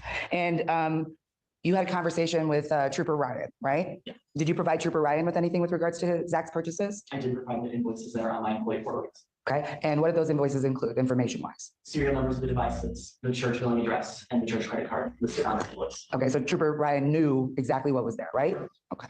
And were you allowed to give him that receipt because it was under your account? Employee portal, and I'm allowed to do this. Right, okay. And how long have you worked at that Apple store? Going on 4 years. 4 years. And in the scope of your job, are you like the software guy or the hardware guy? Objection to relevancy, Your Honor. Yeah, what is the relevance? Your Honor, the relevance here is we're dealing with a lot of cases that are involving some form of technology. And I want to know the scope of this person's experience using technology. I'm going to still object. I don't know how that's relevant, although I'm sure that Ian is very complex in technology. He's not doing any of the forensic downloads on the devices in this case, so I don't know how. Yeah, I guess. Your Honor, I simply ask if he's working on hardware, which is the computer physically, or the software I know. digitally. So I don't think that's, I'm not so dense. I understand hardware versus software, but I don't understand the relevancy of what his answer is. the fact is we're dealing with technology and I'm trying to understand his scope of knowledge of technology. For what reason? For the reason of the fact that, Give me a that proper. these are text messages, Snapchats, technology being sent from one person to another. Someone who's much more knowledgeable about software is going to know how this works, right? Compared to someone who's a hardware person, they're not going to know how the metadata or any of that additional information works. And that's what I'm trying to ask. You're getting down to metadata on Well, what? His I'm not asking about metadata. I'm just, you're asking me relevance. I'm simply asking him. Yeah, I'm asking you relevance. You bring up something. So about the relevance metadata. is Go these ahead. incidents are involving technology, sending one thing to another person, right? And that involves all of this deep, thread technology information. I'm simply just asking if Ian is someone who is a hardware person so that he doesn't know much about metadata, or if he's not. That's simply the question. I'm going to sustain the objection. He doesn't have to answer that. I don't see the relevance. So Ian, let's talk about the videos that you made, right? We talked about where they were, what time frame you made them. What were the parameters of the videos? Just that I need to ejaculate and finish it. Okay, there was no other information. Not that I can recall. Was there any other information about what video got you how much of a discount or how much of a payment? They always have to be me, yes. Okay. Ejaculating, sorry. Okay, so as long as you ejaculated, how much were you getting in return? So for like, say the example, I'm going to do an example of the music, right, is what I'm assuming. So I'm simply asking you, if you ejaculated in the video, if you meet that parameter, how much are you getting in return for it? in the beginning, when there was nothing to give me, it was just because we were friends. Okay, so when you were sending the video and ejaculating on your own, it's because you guys were friends, not because he told you had to do it. Because you weren't Took me getting, into doing it. okay, but you weren't getting anything in return for it. At the beginning, no, Okay, and he wasn't there when you decided to do it. no, he's not. Okay, and then so what happens when you start getting something in return? So if you ejaculate in the video, My song would be $1,000 instead of $1,500. okay, was that guaranteed that it would be finished, the song? Yes, Okay, but you had two songs that weren't finished, right? we hadn't finished any of our songs. Okay, and when were those two newer songs? When do you think they were? The last time we worked on them at this point would probably be about a year ago. Do you remember time frame? Not entirely sure. Something we talked about at church, I would pay him when I got a paycheck, and then we would start whenever we had free time. Now, you said you had communicated via Snapchat with Zach primarily. Did you ever communicate on text message? We did. Okay, and how often did you communicate on text message? Honestly, it was very here and there. Most of the time it was just a where are you text or something to ban on iMessage or text message. Okay. And that was using the number that you're going to provide the court? My current number, I mean, obviously it's different because I lost a phone at one point, but my current phone number and the original phone number I could give you. Thank you, Ann. I appreciate that. You had said that you sent him how many videos? I would say probably around 20. Okay, and those, okay, and those were on Snapchat, right? That's correct. Okay, so how long do you think those videos were? I mean, that could be anywhere from a minute to less than Okay, did you take the videos on your phone, on the camera, or did you take them right on Snapchat? Snapchat. Okay, so how many videos do you think were over a minute? I couldn't tell.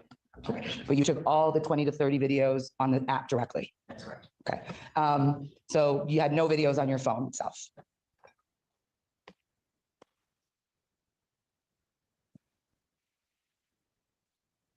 This last, you had indicated earlier there was a conversation you had with Zach on the phone, That's correct. right? How long was that conversation? It was probably about an hour of arguing. And what were you guys arguing about? He was telling me that I didn't have any information and that I didn't know anything. And anytime I tried to interject, he was telling me that I didn't know any information, that people keep saying that I, Okay, and this was because you had already talked to Brianna, right? he assumed that we were talking about a concert together that he had seen. Okay, when did you guys go to the concert together? Couldn't tell you the day, probably about a week before the call. Okay, and did you talk to Brianna at the concert about it? No, we mostly drinking. Okay, and were you doing anything else at the concert? Drinking, having a good time, trying to ignore the stuff that we were doing. Okay, but you guys didn't know that you were dealing with stuff. Did you know at that time? That he was upset that we were talking. And she knew my story because we're friends and we talked one-on-one. He started to realize that he didn't want us to talk. So you had already told Brianna your version of the story before the concert or at the concert? Before the concert. Before the concert. Was there anyone else who was at the concert that maybe I named earlier as people you might know?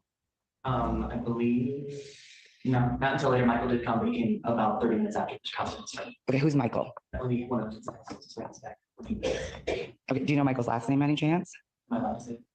Wow. Don't think Michael's an alleged victim, Your Honor. How old is Michael? He's a year younger than I You're younger than Zach. Go ahead. Michael Sizemore, Okay, and how long have you known Michael Sizemore? as long as I can say. Okay, and so Michael was there, Brianna was there, you were there at this concert. Do you remember who you went and saw? He's probably Okay, and what did Michael, like, Michael was there, how did he get involved in that little group, you and Brianna? So his wife that he was supposed to attend, she couldn't because something, another thing with her family, so I paid her for her ticket and I went. Okay, did you say anything to Michael? I did not, Michael was on the opposite end. There were 4 of us in the room. Okay, so there were 4 of you, who's the other person? It was me, Brianna, people who aren't involved, so there, I believe her name is Abby and her sister Sarah. And then Michael. So 5 in total that you guys as a group, okay. And so at that point, you'd already told Brianna your story, right? But you hadn't told Michael your story. Okay, did the story come up during the time you were at the concert? Okay. And so the conversation was Zach basically saying you were talking to Brianna, Yeah. right? And you had already talked to Brianna. Okay. How did you feel about Brianna's response to your story? Brianna was not very shocked at first. Well, she was shocked at first and didn't really believe me until he later after the day he called me. He had a sit-down conversation with her and kind of basically said everything that I said was the opposite. And he also mentioned a name that she had never heard before. Okay. Did you feel like Brianna, like you said, she wasn't shocked, right? That's what you indicated. With me, she was shocked with me. She didn't want to believe it at first. Why do you think that was different? Why do you think she was shocked with you? With me, she was shocked to hear stuff of that nature, period, with the man that she was dating. Okay. Was it the first time you think that she had heard that? From me, yes.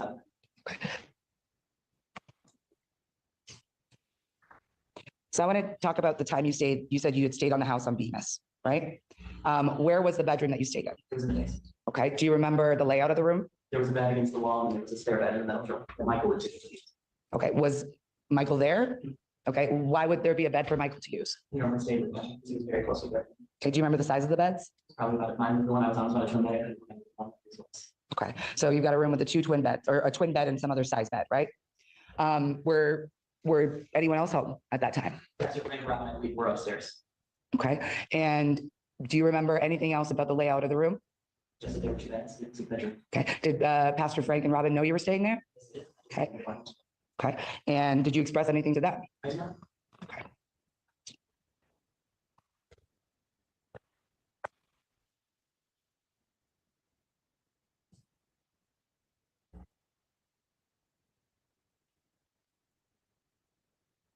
So did you feel that Zach's roles changed after he got back from college? Yes. Okay. Do you feel like that's when he kind of was in a different like authority role or like in a position? Correct. Okay, that's what some title was given at that point, is what you believe. So maybe not right when he got back, but about a year or so after, yes, once he was allowed to get his qualification to take over the role. Okay, so you do believe that the church wouldn't have just given him a title unless he had the qualifications? Well, the directive was for him to go to college to specifically be able to come back and fetch ethics. Okay. 1 moment, Your Honor.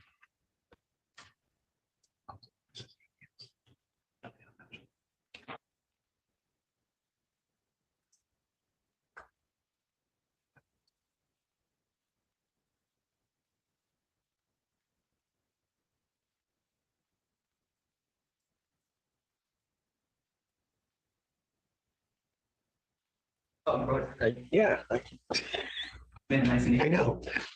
I sit up here and look pretty, don't do much, but to do that. He's caught with the Brady Brothers. Just a few more questions, Ian. So let's go back to the Pitbull concert. Okay, that's who it was, right? Okay. You had said you guys were drinking.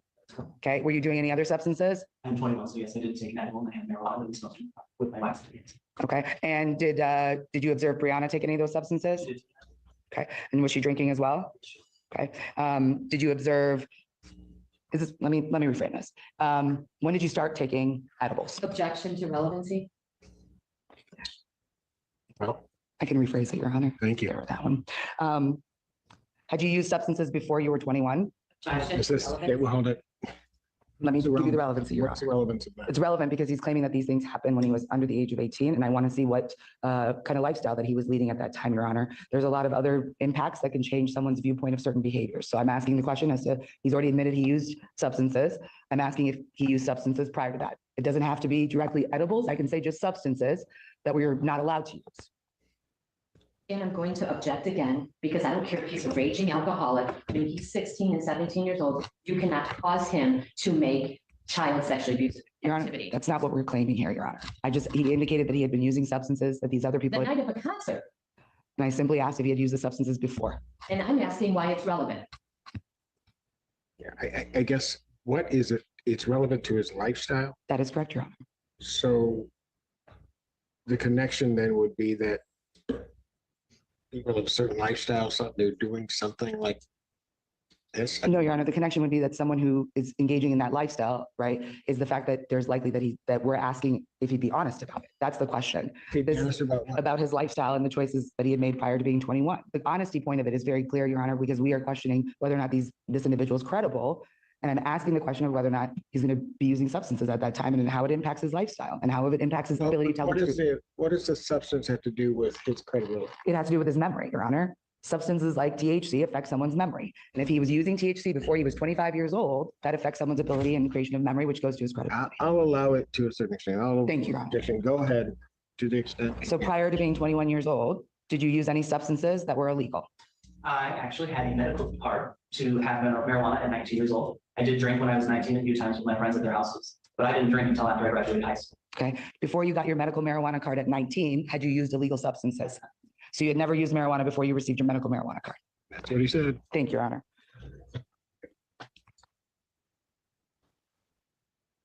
And one more question with regards to who you spoke to in regards to Zach's sister. Can you tell me the name of that person you spoke to? Talk to Chanel. Okay. And did you speak to anyone else? At that time, no. Okay. So you only approached Chanel on it. At that, when we were at church that weekend, yes. Okay. And did you have a conversation after that? I think there was. We had a second conversation where she had talked to her sister Brianna, so that we should handle it personal. It's that. Okay. No more questions, Your Honor. Correct. Yes.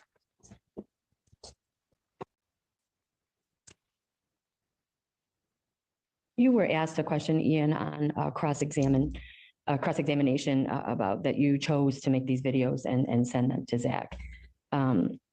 In your statement was that he pressured you to do it. Can you elaborate on that a little bit? So when he first started introducing the ideas, he tried to make me comfortable as we're friends, and he said things like to make sure that we talked about bro jobs and stuff like that. And he would send videos of himself to make me comfortable. And then he would pester me that, oh, it's not that big a deal, like just do it. And so eventually, just from being irritated with him doing it, I finally just did it the first couple times. Did he cause you to do it? He did, yeah, the other time. I don't have any other questions. Thank you. Thank you. Did you get that written? Okay, go ahead.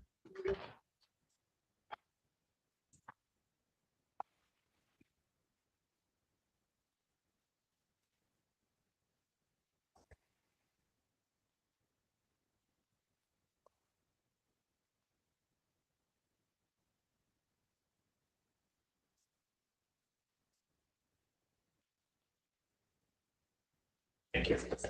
Thank you. Thank you, Ian. You may be excused. Who's your next witness? Reese? Reese.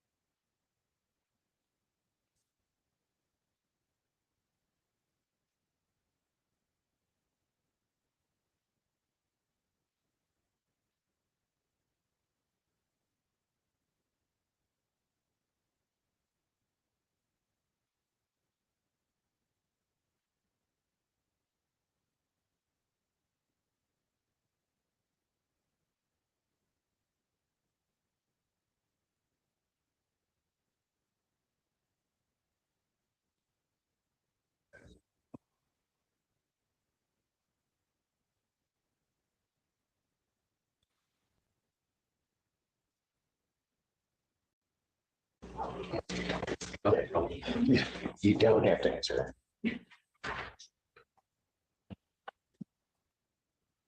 Yeah, no, that's.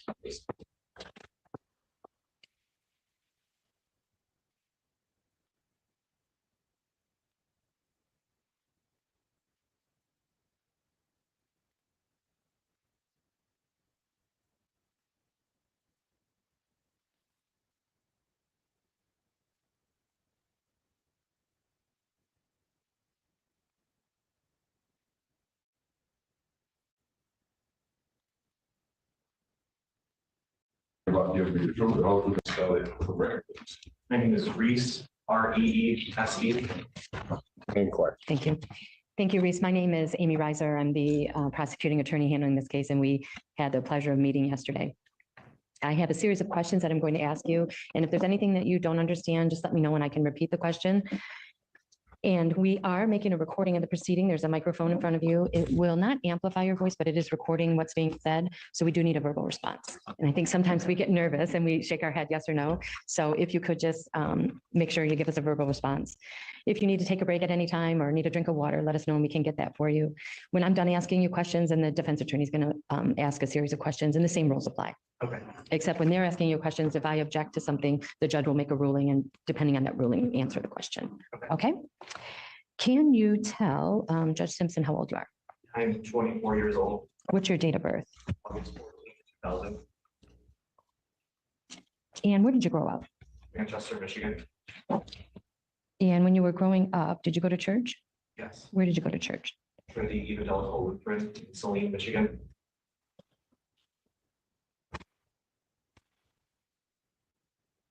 And who did you go to church with? My parents. Okay. Did you have any siblings? Yeah, I have a older sister. Okay.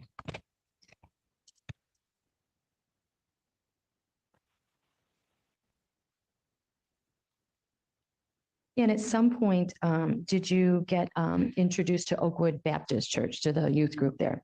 Yes, I did. And who introduced you to that? Devin, And was he a member of the Oakwood Baptist Church? at the time, Okay.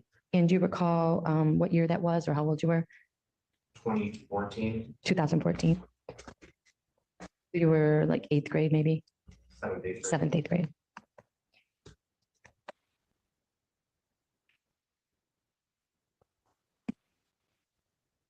And do you know the defendant, Zachary Radcliffe? Yes, And how do you know him? I know him, 3 of them. Okay. And did you meet him at the Oakwood Baptist Church? And was that through the youth group? Okay. And would you go to church and go to the youth group? It was on different days for my church. It was on. It was on different days. Okay. So would you go to the church service at Oakwood or go to the youth group or I would attend my church on Sundays. The youth group was on Wednesdays. at Oakwood? Okay.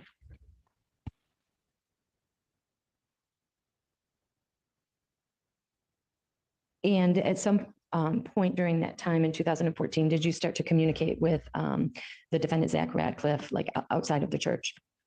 Only via Snapchat. Okay, and how did that come about? Not sure how he got my Snapchat. Did he add you on Snapchat? Okay. And what was the conversation with you and the defendant on Snapchat? Just the mutual, how do you know Devin? That's what I. Okay. And the individual that you know is Zachary Radcliffe, do you see him in the courtroom today? And could you tell Judge Simpson where he's seated and what he's wearing? On the left side. Okay, thank you. If the record could reflect, he's identified the defendant. That objection record shall so reflect. The church, the Oakwood Baptist Church that you would go to the youth group on Wednesday night, is that in Saline, Michigan? Yes, Okay. And at some point, the conversation with the defendant on Snapchat in 2014, did it become something more than just how do you know Devin or normal conversation? yes. What happened? Slowly got more and more explicit. Okay. Myself, And so the defendant was asking you that? Yeah. Okay. And did you respond to him or what did you say?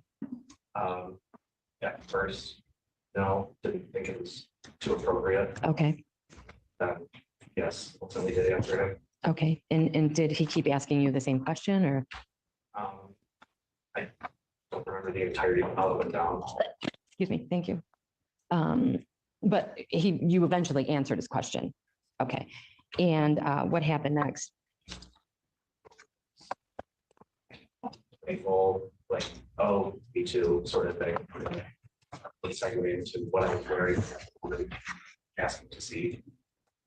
And did he ask you for any videos? Yes, And how old were you? 14 at the time. Okay. And what did he say about the video? They asked to see. Sorry. That's okay. You can say anything in here. So did he ask you to send him a picture of you masturbating? Okay. And did he tell you like how to do it? Like what he needed to see? See, What did he tell you? wanted to see if I did it. He was doing it, wanted to see if I was doing it as well. Okay. And so did you send it I sent videos. over Snapchat? And it was your naked penis? Okay. And how many videos did you send him? Yeah, it's like 30 or 40.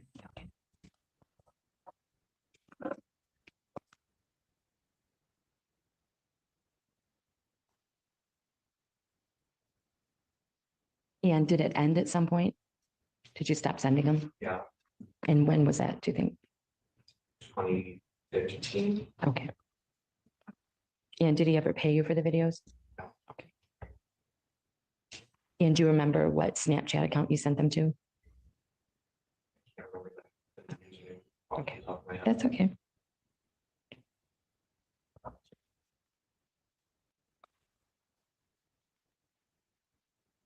And was that the last time you heard from the defendant or had contact with him? No. Okay. Until the police contacted you about this case? Okay.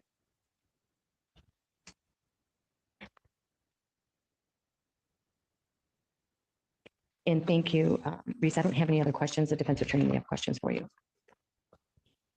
Cross-examination.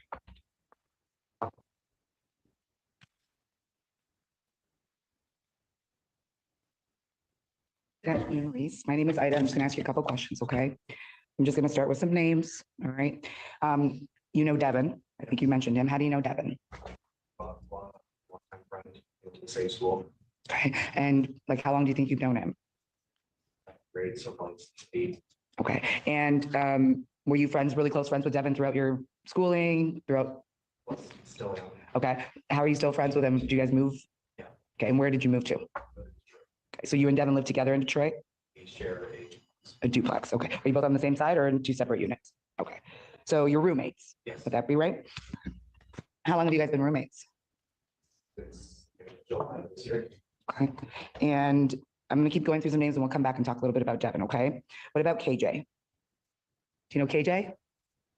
Do we have a last name? I can't give you a last name. Do you know KJ? It's okay if you don't. I know KJ, I don't think he's relevant. Okay, is he someone from church? Okay, what about Kurt and Melissa DeMars? No? Okay. What about Brianna? Do you know a Brianna? What about an Isaiah? Oh, Noah? Maxwell? To this case, then I just met Maxwell Okay, and when did you meet Maxwell? yesterday. Okay, was it the first time you met Maxwell? And where did you meet him for the first time? Where yesterday, physically? Sequestration.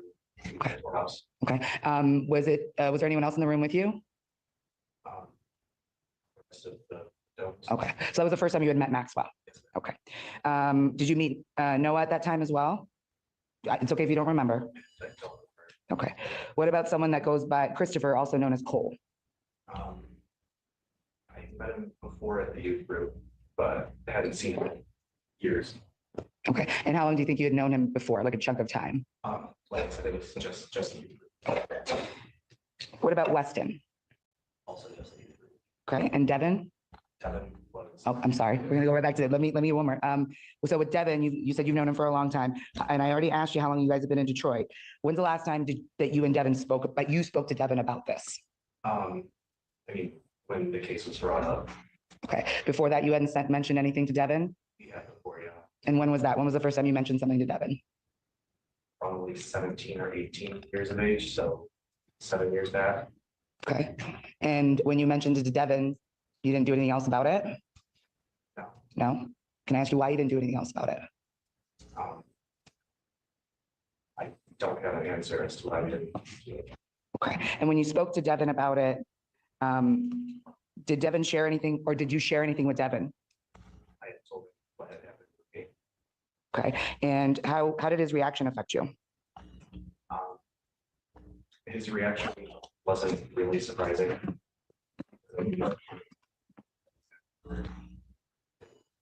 Contact as well. So you knew it was happening, I did. that they were talking? Yes, Okay. Did you tell Devin that you were talking to him as well? yes.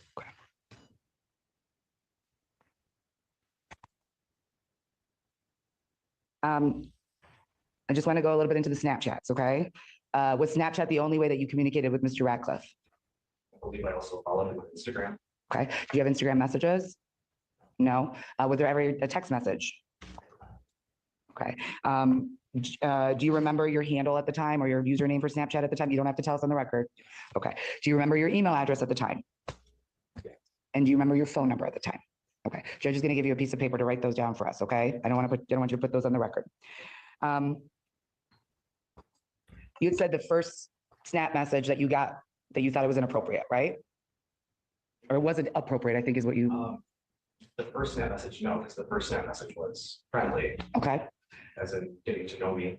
How do I know that was sort of Okay. So at some point you realized, like you said earlier, that something felt not appropriate. when he started addressing the touch points. Okay. Did you tell anyone about that? That it was that you felt it was an inappropriate text message or Snapchat? Okay. You had said it was playful. What did you mean by playful?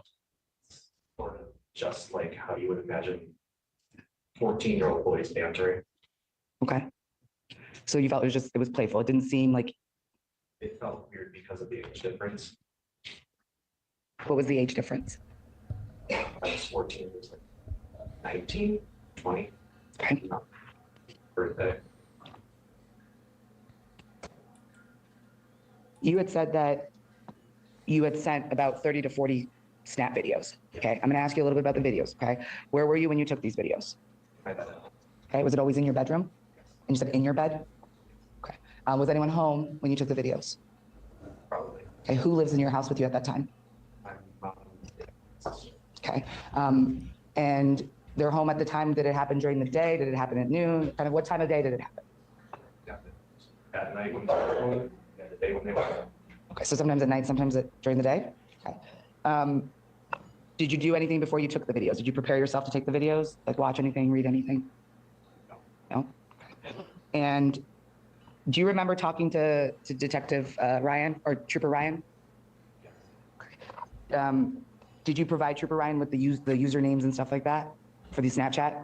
Oh, yeah. Okay. And did you provide him any usernames that associated with Zach's Snapchat that you thought was Zach's Snapchat? Yes. Okay. So the information you provided Trooper Ryan is where you would send the videos, Yeah. the 30 to 40 videos. Yes. Okay. Now, when you took the videos in your bedroom, how long were they typically? I believe at the time they were only 10 seconds. Okay. That was the limitation of Snapchat. Okay. And were you taking them directly on Snapchat or were you taking them on your phone? Snapchat. Okay. And when you would send them to the username that you provided to Trooper Ryan, did you know if the other person saved them? Did you get any notifications? Don't remember. Okay. So Did you have those snaps on your phone? Did you save them to your photo reel? No. Did you go in and delete anything from your phone? Okay. And when was the last time you spoke with Zach? What year do you think it was? 2015, maybe 2016. Okay. And when you stopped speaking to Zach, was it just that you stopped speaking to him? What was the reason? It was, yeah, just completely cut off. Okay. You cut him off? It just see usual both sides, stop talking to both sides. Okay. And so he didn't, come up to you and say, why are you not talking to me? No.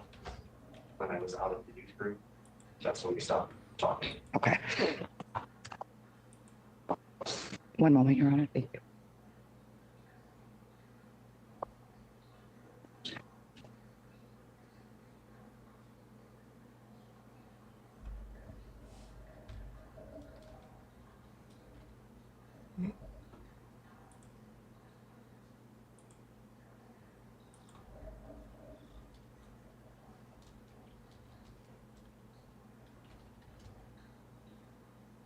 Your Honor, I have no further questions. All right. You need redirect. No, no. All right. Thank you, sir. Did you, hold on. No. My fault. I was about to let you leave before I did this. I need the notes.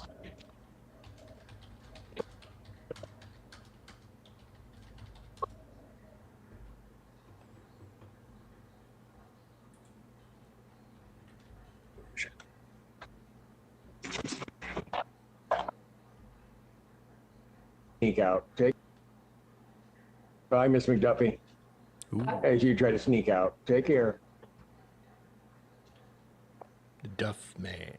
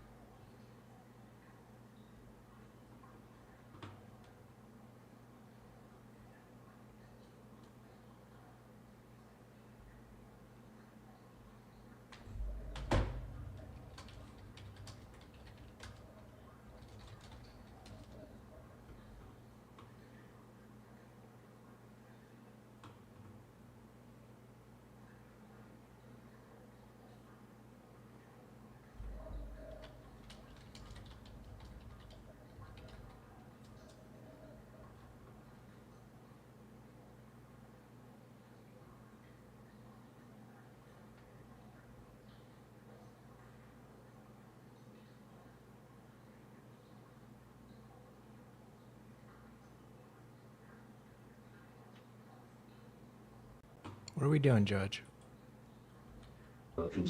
Yes. State and spell your first name only for the record. Devin, Devon. May inquire. Hi, Devin. My name's Amy Reiser. I'm the prosecuting attorney handling the case, and we met yesterday for the first time. I have a series of questions that I'm going to ask you, and if there's anything that you don't understand, just let me know and I'll repeat the question.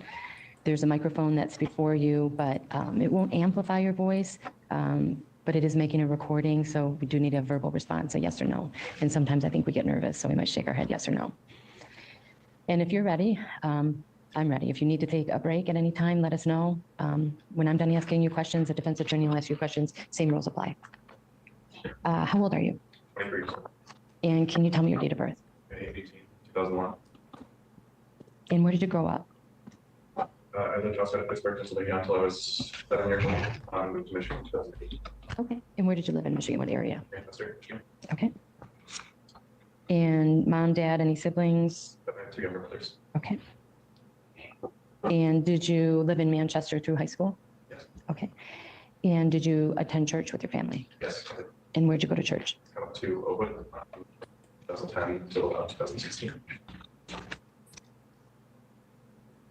And that's Oakwood Baptist Church in Saline, Michigan? Okay. And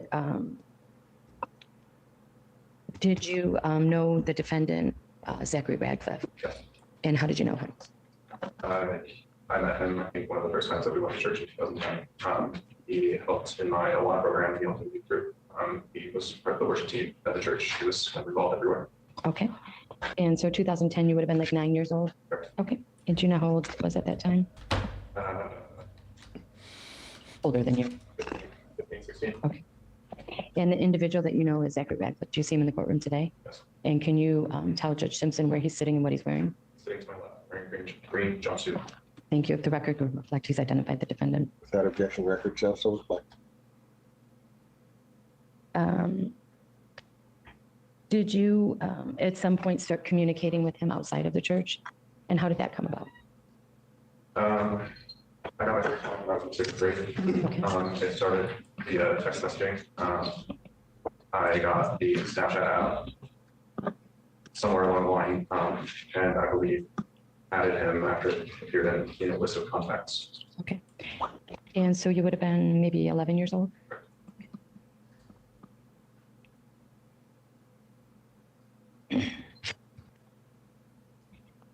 And you added him on Snapchat or he added you, if you know? I don't know. Okay. And so did you start communicating with him on Snapchat? Yes. Okay. And how did the communication start? Like, what were you talking about? It was just very amicable conversations, talking about, sports I was playing, or music that he was playing, conversation.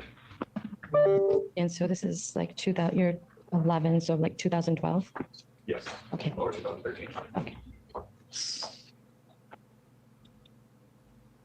And did the conversation eventually turn to something else?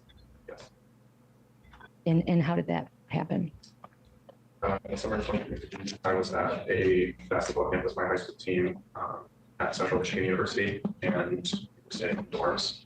And one day I received a Snapchat from him of him naked with just a towel over his penis. Okay. And did he say anything when he sent that? Okay. And how did you respond to that? Were you kind of shocked? Yes, it was unexpected and unwarranted. I don't remember what exactly I said, but I did not respond with anything about the link. Okay. And so the defendant would have been like 19 or 20 at that time? Yes. Okay. And you were like 13 or 14? Okay. 14. And what's the next thing you remember? After that, conversation kind of went back to the way it was before.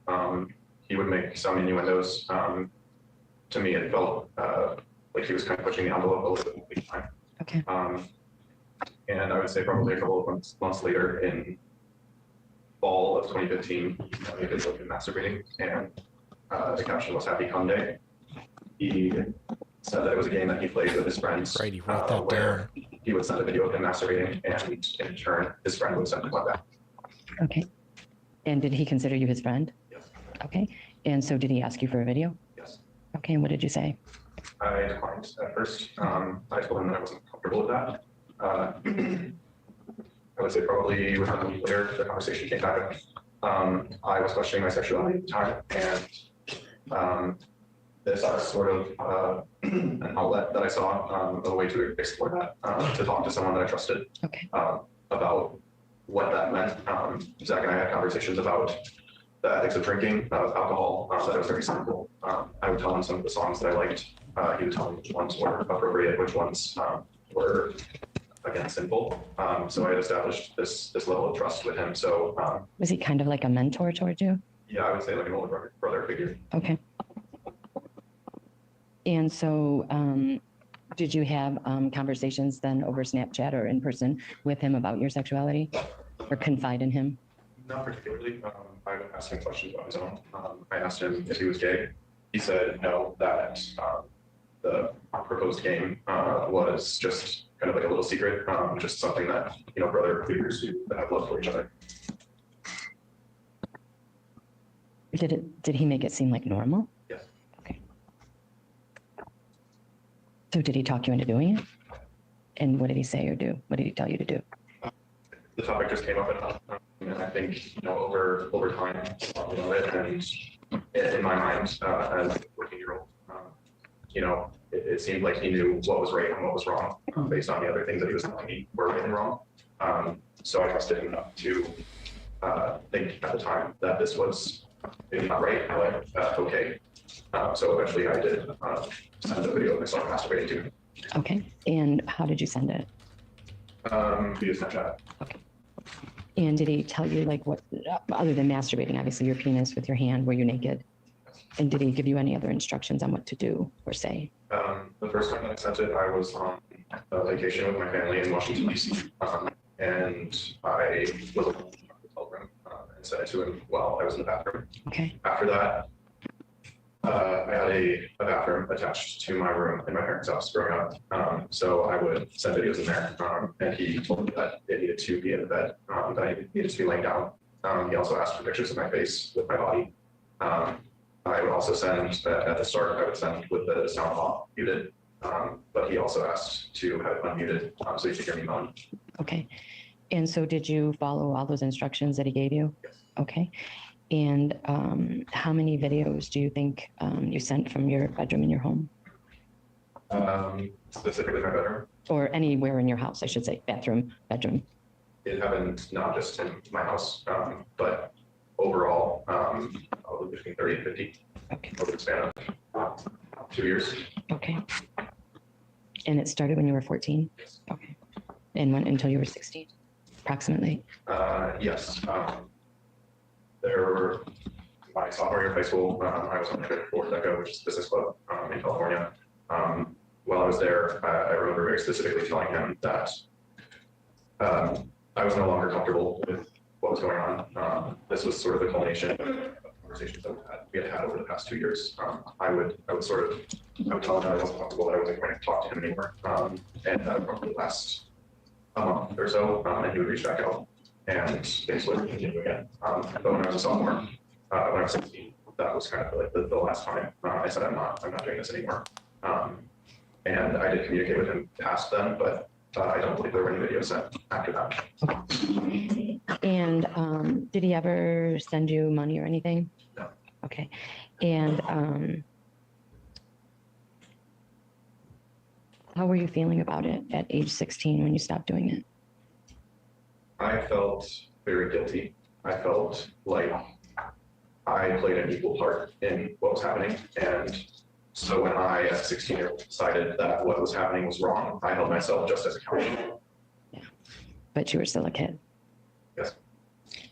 How has it affected you going forward? Like bringing it back up when the trooper contacted you?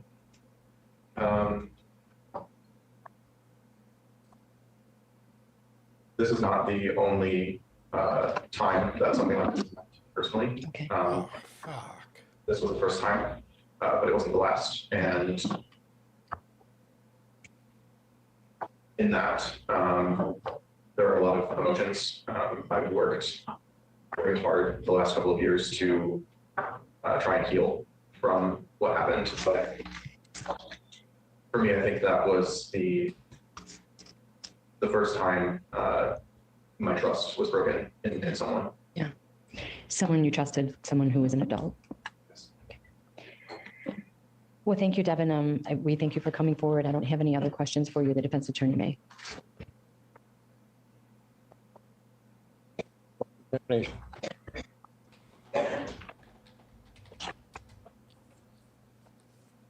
Good afternoon, Devin. My name is Ida. I'm going to ask you some questions, okay?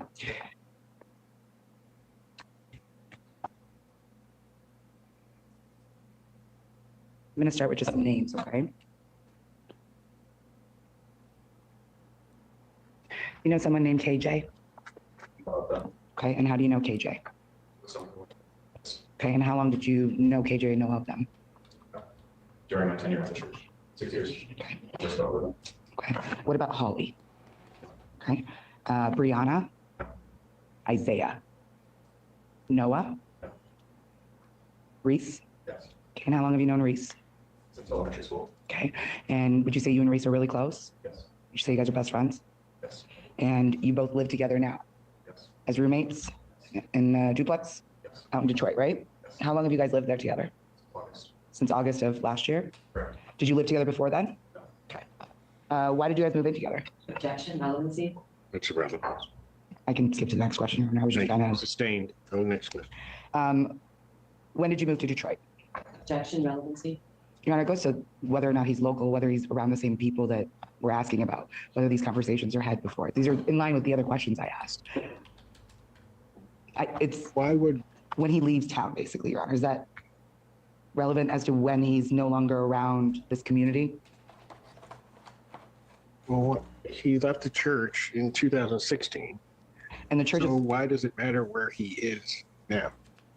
well, if he left the church in 2016, I'm just asking when he moved. Do you want me to ask? When did you move to Detroit? August of last year. Thank you. All right. Do you know Christopher, AKA also known as Cole? Yes, Okay. How long have you known Cole? that's my tenure at Oakwood Baptist. Okay. And how long is that?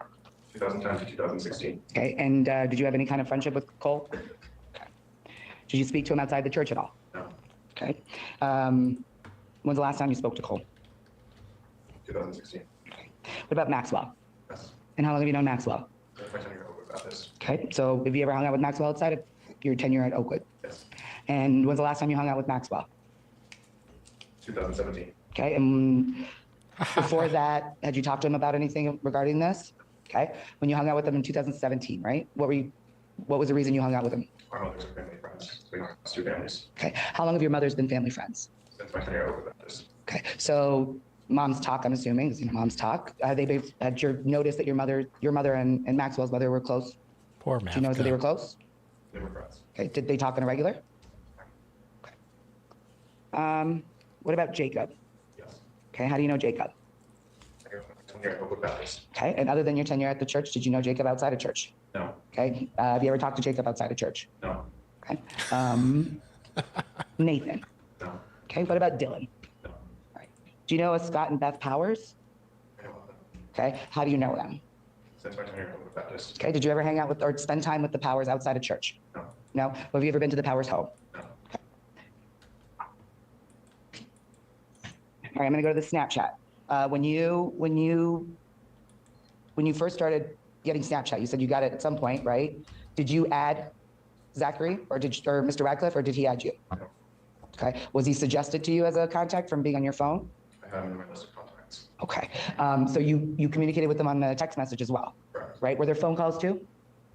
I don't know. I'm sure they were. Okay, at that time when you were communicating him via text message, do you remember the phone number you had at that time? I don't want you to put it on the record, I just want to know if you remember. Yes. Okay, Judge is going to probably give you a piece of paper to put that information down for us, okay? At that time, when you were communicating on the text message, once that communication transitioned to Snapchat, do you remember your username on Snapchat? Yes. Okay, do you remember the username that you were communicating with?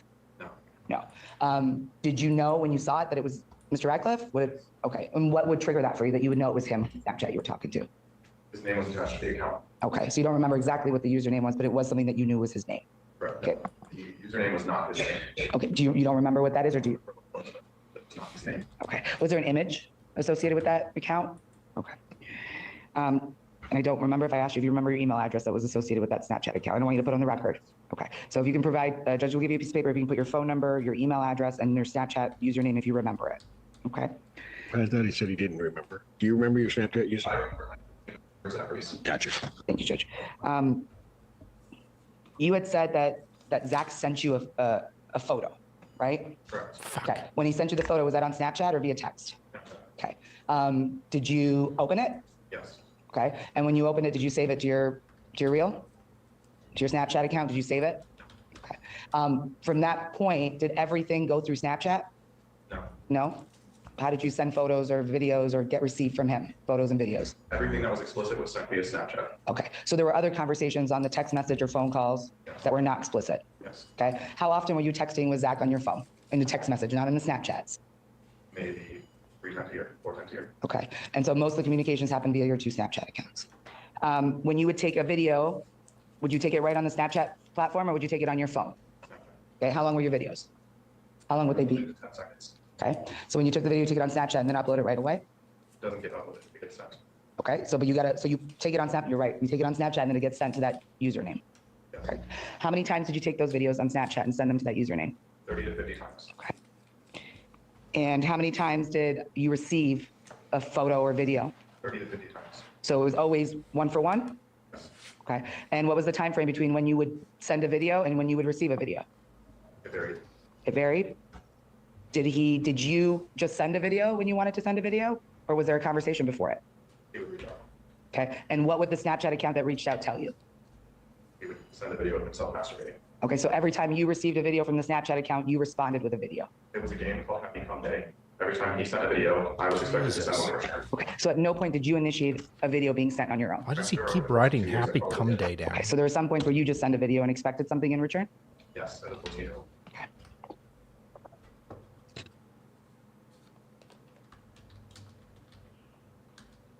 Now, when you would take these videos, you said they were kind of different places, right? At one point you said there was a video, the first video you took was in DC, Yes. in the bathroom, Yes. okay? Where else would you take videos? Majority of them happened in my bedroom or my bathroom at my parents' house in Manchester. Okay, who else, was anyone present at the house when you took the videos? Over the course of 2 years, yes. Okay, who would usually be home? My family. And who would that entail? Just you My can, father, 2 younger brothers. okay. And when you were taking the videos, would you take them during the day, noon, dinner? Okay, what about the videos that you initiated? Whenever. So the videos that you just sent, you I'm asking the videos that you sent without receiving something from the Snapchat account. When did you take those videos during the day? I'm gonna object. It's been asked and answered. He said whenever he wanted it. Your Honor, his answer was whenever. I'll overrule the objection. Go ahead. It's only your question. The videos that you sent without being asked or receiving a video, what time during the day were those videos taken? There was not a specific time. Okay, so they could have been throughout any time in the day. Yes. Okay. And you had said sometimes in the bathroom in your bedroom, correct? Correct. And your bathroom was connected to your bedroom? Correct. Did anyone else have access to that bathroom? No. Was anyone else with you when you took the videos? No. Okay. Did you ever mention the videos to anybody? Yes. Who did you mention the videos to? My friend Reese. Okay, and when did you mention the videos to Reese? During our junior and senior year of high school, Okay, and how did you feel about Reese's reaction? I was not surprised. I felt affirmed. I had placed a lot of guilt and responsibility on myself for what had occurred. So to hear that someone else had gone through something similar was very affirming to me. Did you tell Reese? You know, when this first started, his side of the court was a lot more full than it is now. I will say that. I don't even know if his parents are there right now. Oh boy. That's dwindling down pretty quick, I'll say. The details of your experience? Yes. Okay. Did you provide Reese with any information, like usernames or any of that stuff? Whose usernames? How you guys, just like you're telling us, the communication in Snapchat, did you provide any of that information to Reese? I believe at one point when things were happening between Zachary and I also gave Reese his Snapchat. So you shared Mr. Radcliffe's Snapchat with Reese? Yes, because Reese knew of Zach because he attended Awana and knew group with me on Wednesday nights at Oakland Baptist. Okay. When you decided to stop sending the videos, you continued to have conversations with Mr. Radcliffe, correct? Yes. And you said for about 2 years? The last time I talked to him was in 2019. Okay. From the time you stopped sending the videos, I think you had said, do you remember the time you stopped sending the videos? What year it was? 16. Okay. From 16 to 19, you continued to have conversations with Mr. Radcliffe, correct? Yes. Were those conversations via text? No. What were those conversations? What platform did you use to communicate? Instagram and Snapchat. Okay. And did you have phone calls with Mr. Radcliffe after that? I don't remember. So there was no text messages, but for the period of time of 16 and 19, there was still Instagram and Snapchat communications. That's it? I believe so.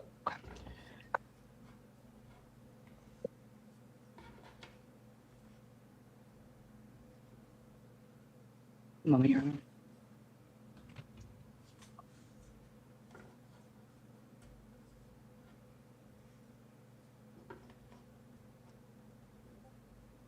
Yes.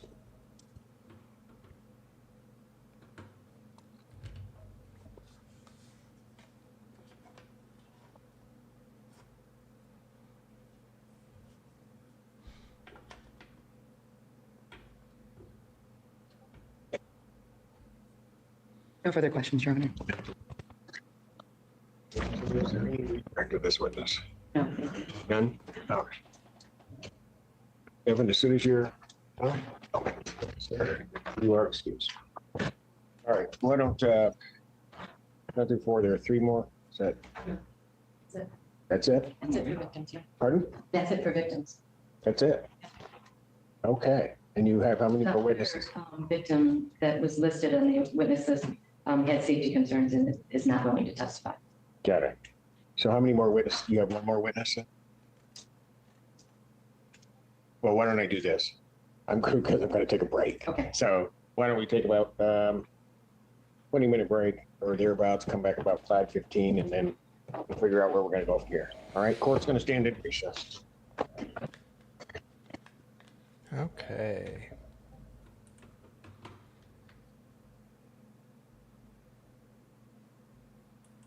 $95. All the cases, people. Or does recall the case of people state of Michigan. Bless you. Zachary Radcliffe. Amy Riser on behalf of people. I do know Johnny on behalf of Mr. Radcliffe, Your Honor. James Thomas, on behalf of Mr. Red. All right. Ms. Reiser, would it be? Thank you, Your Honor. The people would call Trooper Douglas Ryan. All right. So if you'd please come forward and be sworn.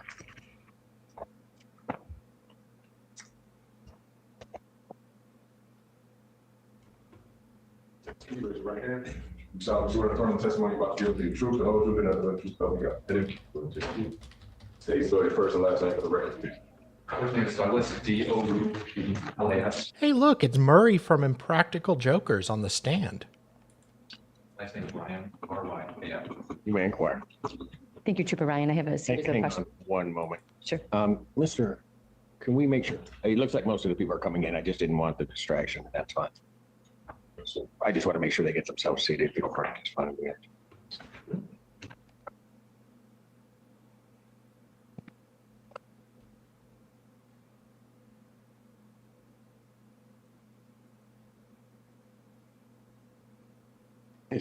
Is that everyone?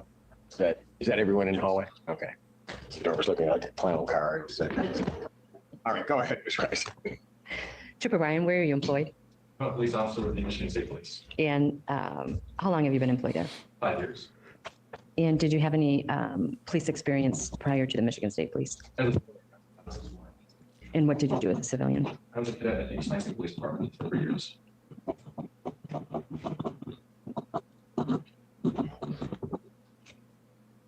And how were you involved in the case with the defendant, Zachary Radcliffe? I'm the investigating officer.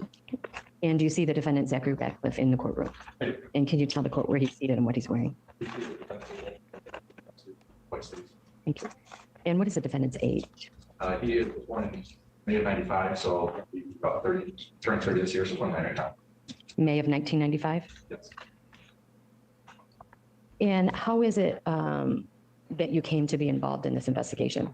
So on the afternoon of October 2nd, 2024, I was on patrol and I was dispatched to the Washington County Sheriff's Office substation to the old MSP at Stanley Post to meet with Brianna regarding an obscenity complaint. Okay. And when you met with Brianna, was she alone or was she with anyone else? She was alone. Okay. And did you interview her in that substation or in your vehicle or something else? I parked my patrol car in the parking lot and we talked to my patrol car. And relative to this investigation, who is Brianna? Brianna is the ex-girlfriend of Zach Radcliffe. Okay. And what was the nature of the complaint that she made to you? Brianna wanted to report that she found out that Zach had been involved, or Zach had been soliciting nude photos from underage or from boys, as she said, and of those boys included Ian and Weston. And did she provide you contact information for Ian and Weston, or what other information did she provide? So she provided the last names of Ian and Weston, as well as their properties. And she also provided the potential name of their victim, but she did not know if that person was a victim. Okay. And so did she tell you that's why her relationship with Zach ended? Yes, that's why, because she found out about those potential solicitations of boys. And so what did you do with that information? So that point, I get to the investigation to these allegations. And that led me to interviewing multiple people about this. Okay. And on October 3rd, 2024, who did you interview? I talked to Nicolette Bruley and Michael Sizemore. Okay. And did you seek them out or did they contact you? So Nicolette contacted me about this investigation. Okay. And what information, if any, did she have? So Nicolette and Michael had a conversation with Zach on the phone. Zach had called them regarding the allegations involving Weston. Okay. And did they share with you the content of that conversation that they had with the defendant? Yes, they did. They didn't have a recording of it, but I provided a written statement. Okay. And what did you do with that information? That letter is currently in the master file for this case, and it also provided me some more leads for this investigation. And that was October 3rd of 2024. What was the next step that you took or the next individual that you interviewed? So the next individual I interviewed was Holly. She had contacted me as well, so she reached out to me, and she told me that she would bring back as well. Okay. And that was on October 11th of 2024? And so you took a statement from her? Okay. And what happened next? So after I interviewed Holly, the next day I conducted other interviews, and those were involving Scott and Beth, and Weston. Okay. That was on October 12th? Yep. Okay. And where did you interview them at? That was at 440 Old Creek Drive.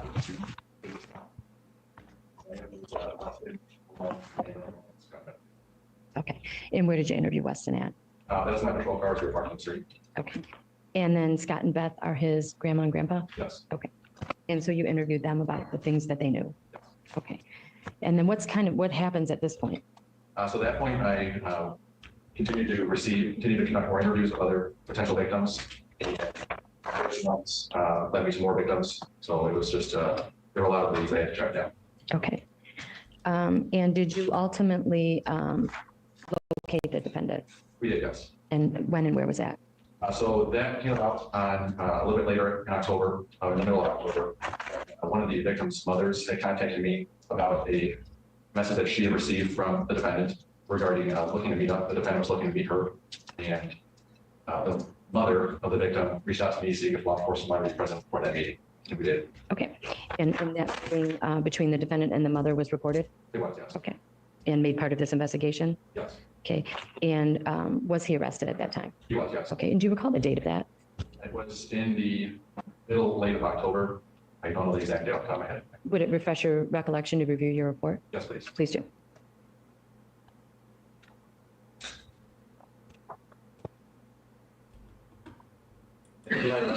Zach was on October 18th, 2024.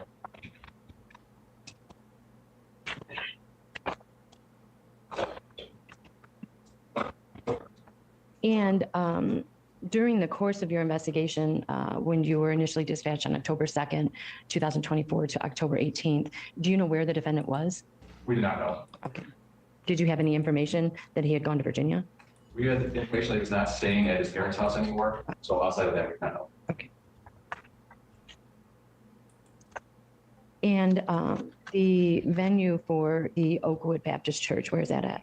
So that is at 9074 Whitaker Road, Augusta Township, Washington County. And that is the location the church will held their services in October of 2024. And were there other venues involved?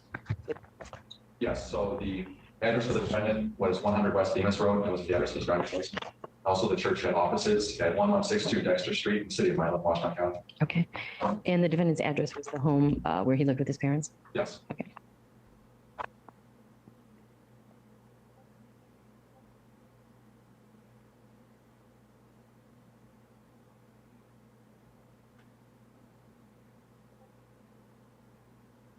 You complied from these victims. Did you submit to the case for review at the prosecutor's office? I did, yes. Okay. And charges were authorized. Yes. And what happened after charges were authorized and the defendant was arraigned? So after the charges were authorized, there were some more victims that came forward and more people I interviewed. I conducted those interviews.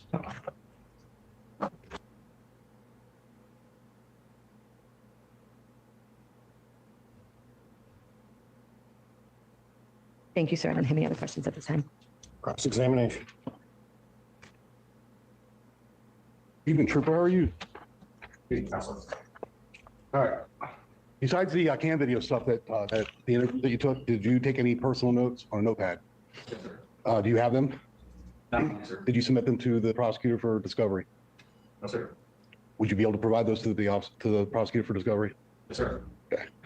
When you first started your investigation, you initially went over to the parents where they were having a meeting. Did you meet with a whole group of people, or was it just the 4 people that you just testified about? So initially I met with them as a group, and then to conduct the interviews, I took them out separately. So when you talk about a group, how big was the group?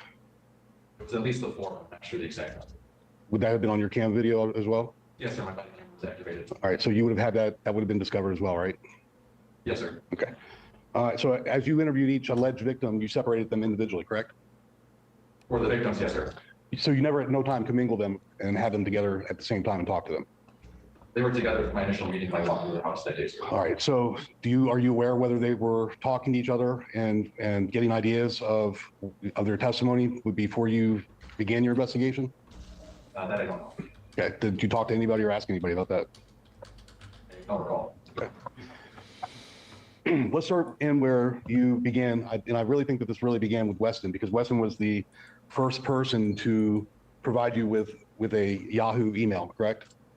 Yes. And that's really where your investigation began at that point, correct? To start looking for CSAM at that point, correct? Yes. Okay, so the Yahoo email that he provided to you was the Belly at 1977 or whatever it was, which was supposedly where he was sending his videos or pictures. Is that a correct statement? Yes. All right, and so based on that information that you received from Weston, that he was sending videos, you decided that you were going to conduct a search warrant or subpoena, however you did it with Yahoo. I believe it was a search warrant, correct? It was not a subpoena, it was a search warrant. Okay, so you did do a search warrant to Yahoo. Yes, we did a search warrant for Yahoo. Okay, and Weston was the one that told you that's where I was sending from my, and I'm not going to put it on the record what his email was, but from his email to that Yahoo address that was given to you by Weston, correct? Yes. All right. So at that point, you swore out a search warrant based on his proffer to you or his testimony or his interview, however you want to call it, and you decided to, now, you did the search warrant yourself or did you have somebody else draft it? I drafted the search warrant myself. Okay. So once you drafted the search warrant, you sent it out approximately when? When did you send that search warrant out? I do not know. All right. But you sent it out and it came back what? The date, sir? No. What came back? The information that came back, I don't recall it specifically. However, we did get information that the email address that Weston was sending the inappropriate videos to had a recovery email address. I'm not asking about a recovery address, sir. I'm asking you the search warrant that I'm you going to submitted. object, Your Honor. The witness was answering his question. He was. Well, we're going to sustain the objection, allow the witness to answer. Go ahead, sir. All right. So part of the information that came back from Yahoo regarding the search warrant that I wrote for the email address that Weston was sending the videos to was there was the email address with the defendant's name, first name, middle initial, and last name, as well as a phone number for this person that the account belonged to, which is also the same phone number that Brianna had provided for me for Zach. Okay, so you're talking about a recovery address, right? You're not talking about his address. It's a recovery address in case something happens to the first one. Correct. All right. So, but let's go back to my question. You said that you were subpoena or doing a search warrant to recover CSAM that Weston had sent to that email address, correct? Yes. And you were provided with zero information back from Yahoo. It said there was no CSAM that was sent from Weston's address to the address that was given. That's incorrect. Okay, so there was CSAM. That was. That's incorrect. That Yahoo did not find any CSAM. That's not to say that Weston did not send any. Yahoo did not find any CSAM. Well, that's what I just asked. They didn't find any CSAM. Correct. They did not find any CSAM. Okay. Thank you for being in other YouTube words, Weston friendly. said that he sent CSAM of himself to that address, and there was no CSAM in that at all. They did not find any. Okay, so is there a difference then if there's a recovery address that belongs to Zach if there's no CSAM in there? It's possible that the records could have disappeared on Yahoo's account. But that's a speculation on your part, right? It is speculation. Okay, so but that's not evidentiary. You don't have any evidence of it. From Yahoo, sir. You don't have any evidence that it was ever sent. There's the testimony, other than the testimony, none of the evidence of that, sir. Okay, so there's no evidence that it was sent and there's no evidence that it was received, I'm correct? going to object to that line of questioning. It calls for a legal conclusion, and there is evidence that it was sent. Weston testified that he sent it. I'm asking that if there was evidence sent and evidence received. That's my secondary question to my follow-up question. Perfectly legitimate. Your question, though, in the way it's phrased, just because you keep repeating it, doesn't mean it's going, I'll allow you to continue, but it's, I mean, I think you need to get to the point of what your question is. Maybe it's the He's word. already answered the point of the question. I'm just making sure that the I trooper don't need to understands. go through a soliloquy with you. I've Okay. made my ruling. Go to your next Is question. it sustained or is it overruled, Judge? I indicated that you could continue with the questioning, so I'll overrule the objection at this time. I'll allow him to answer. Thank you, Your Honor. So what you just testified to was it was sent and received allegedly, but there was no evidence of CSAM, correct? We did not find any CSAM from the Yahoo search warrant. Okay. You also went into Snapchat as well, We did. and you also sent a search warrant to Snapchat.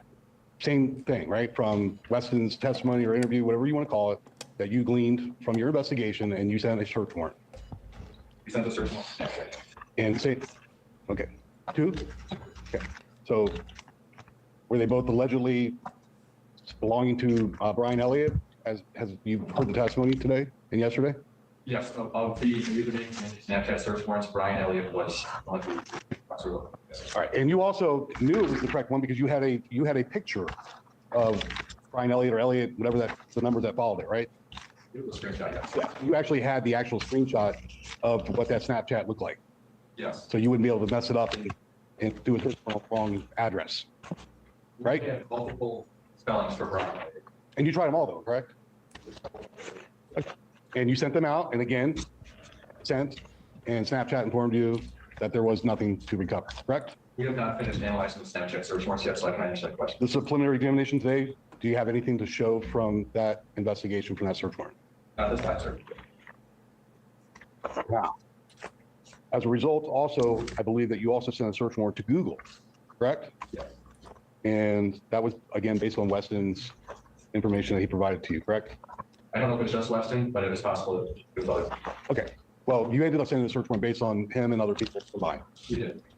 And again, Google came back and said that there was no CSAM or any evidence from that search warrant that they could provide to you, correct?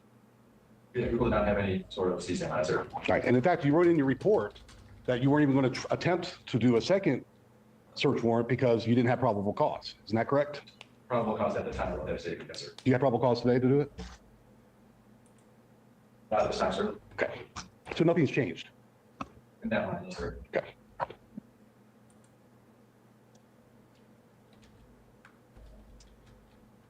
Let's talk about your search warrant to Key Bank that Noah testified to, that he got 4 or 5 payments from a particular Key Bank and gave you the address and provided that address to you that he went and he testified to.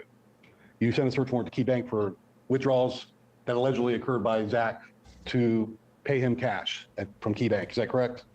Yes. And you sent the search warrant. Did you draft that search warrant? Yeah. And at this point, have you drafted all the search warrants that we're talking about? Yeah, you have all the search warrants in this investigation. Okay. Yes, sir. And so the Key Bank search warrant that you drafted, that was sent, you got a response back from that one as well, right? Yeah. And for the amounts, the times, places, or place that he gave you, provided that there was nothing that was ever taken out from Zach's account at that point, correct? That is, if I may look back at my report, I'm not sure if Zach. Go ahead, take a look. If that's okay with the court. Is that all right for him to take a look, Your Honor? Refresh his memory?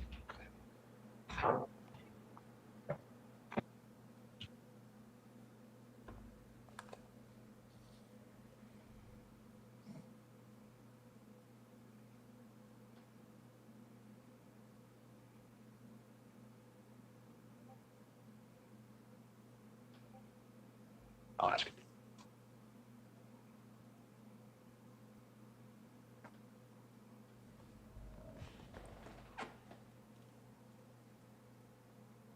Yes, sir. Key Bank did not have any records for Zach. In other words, they had no account, correct? Correct. And you reflected that in your report as well, correct? Yes. Right. Let's talk about some of the search warrants that you did of Zach's personal stuff. You got a search warrant for his truck, correct? We got a search warrant for the vehicle he was driving. Well, vehicle. What was the vehicle? Was it a truck or something different? It was either a Ford F-150 King Ranch or a Ford Escape. All right, but you The got, search warrant was not for any specific vehicle. It was for the vehicle that Zach was driving. okay, and you got a search warrant for that, correct? We did. Okay. And then you got also a search warrant for his house where he was living, the address that you put on the record. Yes. And then you also got a search warrant for the office that you put on the record as well. Yes. Okay. Now, as a result of those search warrants, and obviously at that point, any electronics or anything else that would have been part of that were all seized, correct? Yes. And your investigation, and you again did the search warrant yourself, you drafted it, correct? Yes, sir. We got all the search warrants pertaining to this investigation. Let's talk about the car. Did you find anything in the car? We found multiple electronic devices in the vehicles. Okay, how many would you say you found? Somewhere upwards of 10. 10 electronic devices. Yes. Okay, and did you have an opportunity to open any of those? No, sir. Okay, so you don't know what's on any of those devices? Not at this time. Have they been copied? I do not know, sir. Did you ask anybody if it's been copied? No, sir. Never asked the prosecutor? No, sir. Is there a forensics person that's involved with this case? Yes, sir. You had a conversation with her? I have. Tia? She is one of them, yes, sir. Okay, did you have a conversation with her in regard to that? Regarding, Whether or not the devices that you found in the truck were copied? I do not know, sir. Okay. Has anything been found on any of the devices that you found in the truck? I do not know, sir. The devices are still being analyzed by the forensic unit. Okay, but today is February 25th. Do we have any evidence of CSAM whatsoever from those devices? No, sir. Let's talk about the house. How many? Those devices locked. Yes, sir. Some of the devices were locked. And so that the record is clear, part of the reason that some of that may not be available is because the passwords have not been provided to open those devices. Yes, sir. And I'm going to object to that, and I'm going to say why. Object to the question, overruled. Go ahead. Well, I need a proper for the record. I want to make a record, Your Honor. I would like to make a record. Ask your next. I'd like to make a record. No, you're not gonna have a misled record. This is not a jury trial, counsel, so I can ask the question. Go ahead, so that the record is clear as to why it's not there. The 10 devices or so that you're talking about, some are locked and some are unlocked, correct? Yes. How many were unlocked? I do not know. You're the lead investigator on this case, correct? Yeah, And you don't know how many devices are unlocked? that's correct. Half? I did not know. Okay. So the devices that are unlocked, however many that may be, it could be 9, possibly? It's possible. Okay, so if 9 devices are unlocked right now and one's locked, did you find any CSAM on the unlocked devices? The devices are still being analyzed by a computer computation. At this point, the unlocked ones that you have access to, is there any CSAM on those? No, sir. Let's talk about the house. How many devices did you find in the house? In the house, roughly 5 or so. Okay, those locked too? Those were, I don't know. I was not present for that search warrant in the house. Okay, do you know what devices they are? If I look at it, I report it. Go ahead. The court doesn't have a problem with it.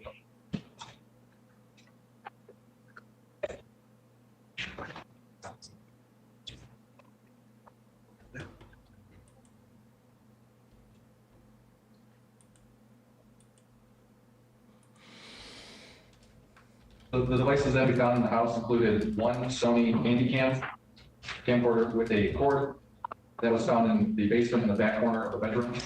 We found 7 mini tapes. Those were also found in the back corner of the bedroom.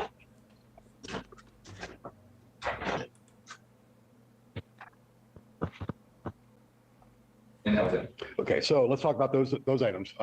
Is it true that the 7 videos were chili cook-off videos? Did you watch them? They were watching, sir, and they were similar to that chili cook officer. Okay, did you watch them all from beginning to end? Yes, sir. All right, any CSAM on there? No, sir. Can you give me the camcorder that you recipe found? for the Was there chili? video in that? I don't know if there's a video in that, sir, but there was no CC on that. Okay, and it has a hard drive on it, I'm suspecting? I'm not sure, sir. It's a camcorder, so it's. Wait, did he say Okay, handy but cam? you didn't find any CSAM on that either, and you had access to these. Yes, sir. Let's talk about the office. What'd you find there? Other devices, sir? Were you part of that search warrant? No, sir. Other officers help you with that? Yes. Okay. What, do you know what was taken from the office? Yes, sir. May I look back on the report? Absolutely. Among the devices seized in the office, or the devices that were seized in the office include one black SanDisk flash drive, one black 64 gigabyte SanDisk SD card, one silver J Technology 1 terabyte hard drive, one black Samsung T5 portable solid state drive, one blue Samsung T7 portable solid state drive, and one blue 1 gigabyte Baron Flash SD card. All right. But did you have the opportunity to go through those or somebody that was helping you with your investigation? The computer forensic unit is going through those. Have they gone through them? They are working on it right now, sir. Okay. But you seized them back in October, I'm suspecting, correct? Yes. And they have access to those at this point. There's no lock on those. Is that correct? As far as I know, there's no. Okay. And there's no CSAM at this point that has been found on there, correct? We have not found any CSAM device at this point. So at this point, through all your search warrants, all the emails, all your investigation, you have not found any CSAM at all at this point, correct? Please look at me, sir. Correct. Mr. Radcliffe's family even cooperated with you and offered you passwords to try to open up some of the devices that were locked, correct? They provide us with passwords, yes. Yeah. So they were cooperative in this investigation with you to try to get you what you needed, isn't that correct? They expressed their intent to cooperate, yes, sir. Okay.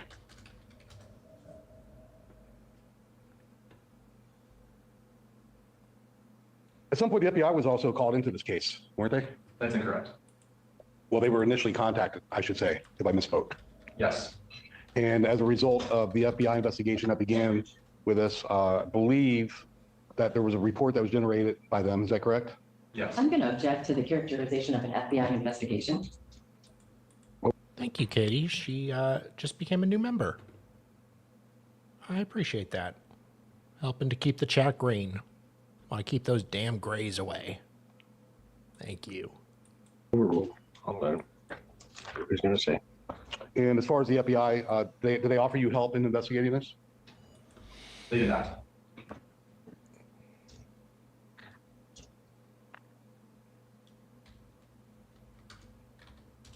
Did you call the FBI? Did you talk to the agent that took the initial report? I did talk to the agent. Okay. Is that documented anywhere? The actual interview or whatever you want to call it between you and him or her? I believe I made a note of my report. Okay. But would you have had your cam on during that interview or not? No, sir. I want to go back for a second because I passed over this. The Snapchat that we were talking about when you sent your search warrant and it came back with nothing, there was also a certification letter to that effect that came back as well, correct? That I don't know, we just had a chance to, of course, not been fully analyzed yet, so I can't say. I need to confirm 1 second. All right, so you have 2 Snapchats search warrants that were sent out, correct? Yes. The first one you got sent back with a certification letter saying that nothing was found at that point, correct? That I don't know.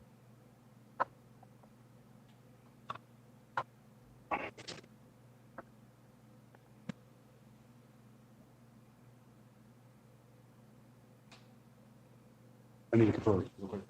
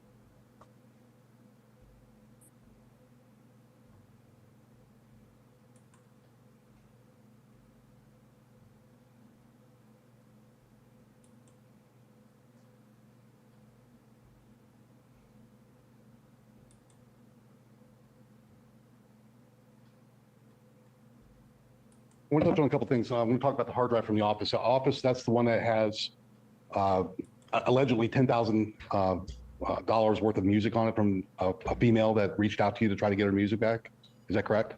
I'm not sure of the dollar amount, but there was a female who reached out to us regarding her music that was on. Okay, and so you would admit that Zach has all this electronic stuff because of the devices and the devices for making music that you've learned through your investigation. I'm not sure what the defendant was using those devices for. Okay. Let's talk about the FBI preliminary review. Are you aware of the preliminary review that the FBI did? No, sir. You did get the report then?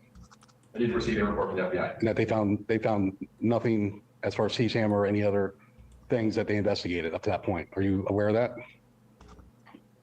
I was not aware of that.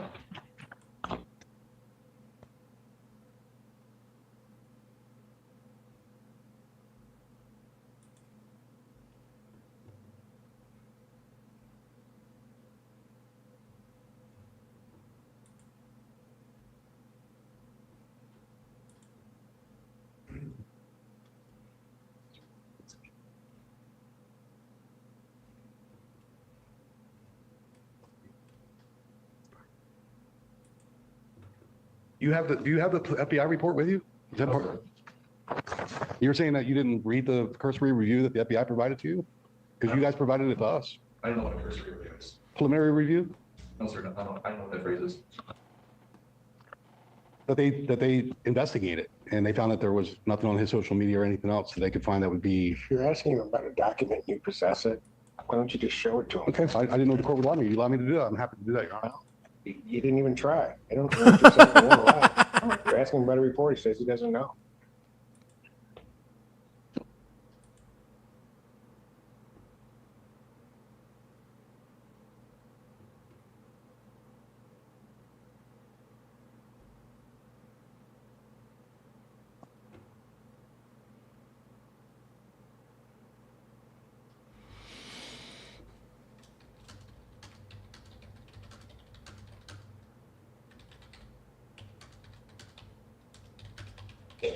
I had it right here. Now I approach it.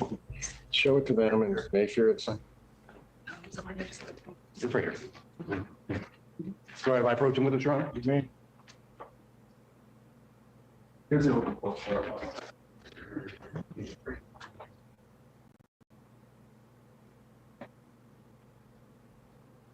That's a weird hairstyle.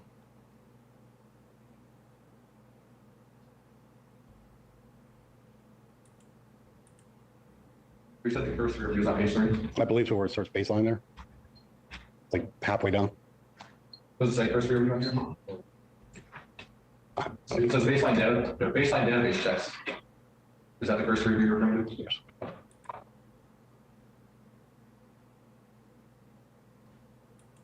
basically my question is that they did a cursory review. In other words, they looked at everything that they were given and they put it in this report. I'm just asking you if you acknowledge that their cursory review or their preliminary report, preliminary examination, whatever you want to call it, that they did a review and did not find anything that would alarm them. There was nothing in their investigation that they found to substantiate any criminal charges against Mr. And I would disagree with that, Your Honor. This is, I mean, this is an unclassified. I don't know if this is the It's witness not his that, report.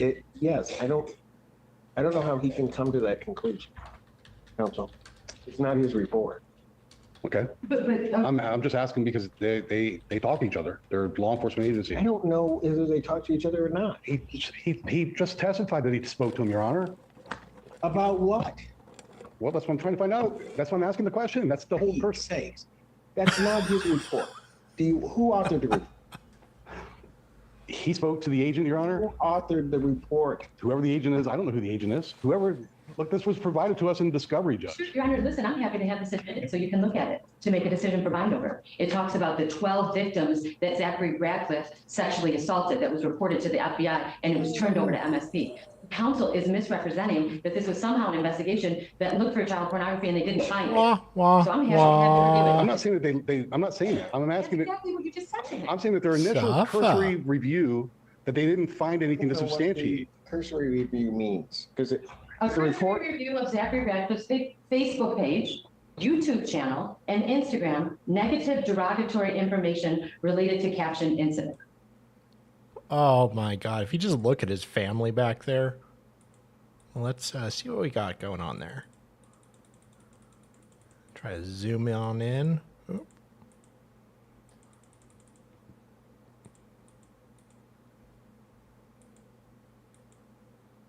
Yeah, the day could be going better for the defendant's family.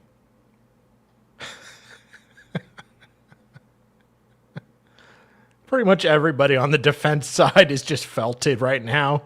Oh, God damn it. Even the bailiff there is just like, ugh.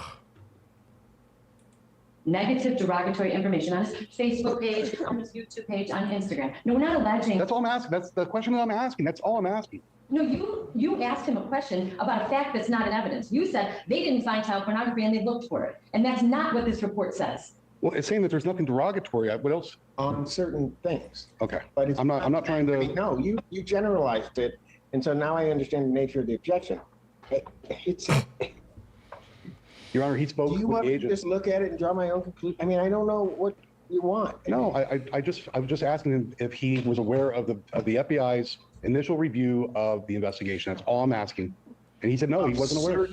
But of certain items. Yes, of certain items, whatever was listed in the baseline Your report. question wasn't phrased that way, Mr. Thomas. You're phrasing your questions in ways that are misleading. That doesn't say that the FBI found nothing. It says with regard to these three things, if what Ms. Reiser read to me, there was nothing found. That's what it says. That's all it says. I'm assuming. That's why it's an initial cursory review, Your Honor. It's. I don't even know what that means. And you're saying these words, and there's nobody here to testify as to what that is. I think that I think what I'm asking here is if he had a conversation and if he knew about the initial review that the FBI did when they conducted their whatever little bit of an investigation that they did. That's all I'm asking. He said no, he wasn't aware. And so I showed him the report. That's it. And were you aware of that report, sir? Let's not use the expression "and I showed him something." Just saying. What's your next question? Okay, can I have the report back? May I approach the witness and get the You report may. The judge's annoyance only grows from here.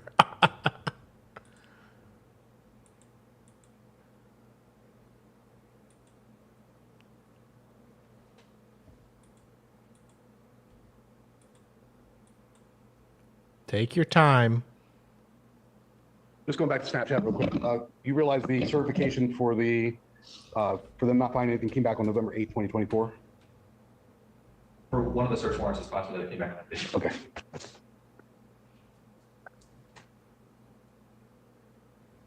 Last thing I'm going to touch upon. Actually, to clarify what my last name, sir, the letter that they said they didn't find anything may have pertained to one specific account that we were looking for, but there are two, for both of the search warrants, there was information that we had to send to CCU for down for analysis because it contained potential CSAM, it contained potential CSAM. So the letter that came back from Snapchat was not a comprehensive answer from that search warrant because it was information that we received back from that. So I don't know if that letter is for the entire search warrant, but I do believe, if I recall correctly, it was for one account that we were looking for that they could not find. I have a copy of the letter. Would looking at it help you refresh if the prosecutor doesn't have a problem with looking at it? No objection. Can I approach, Your Honor? Yes, you may.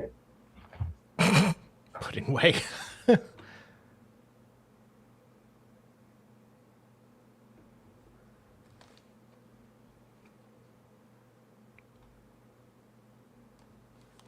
Yes, sir. So the last sentence of this letter says that they did not find any information regarding Brian Elliott. However, there were multiple other usernames that are in this middle paragraph that say that there's information for that. And there's a link that's provided, which was a link that I asked Snap to turn to computer forensic and Lansing because it contained potential CSAM. Okay. But at this point, you don't have any CCAM at this point. Correct. The last thing I'm going to talk to you a little bit about is Phil Albino. Are you familiar with that name? Phil Albino? Alvin. Alvin? Oh, Alvin. The last name's Alvin. Alvin? Phil Alvin. That's Albino. Sorry. Jesus, I dude. misspelled it. Okay, so there was an investigation where somebody called you, and can you give us the details of that?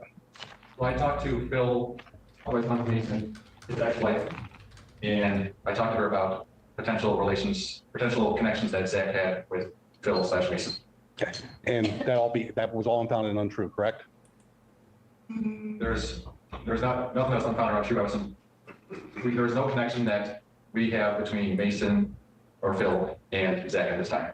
Okay, but she called to try to say that there was something, and in your investigation, you found out that there was not.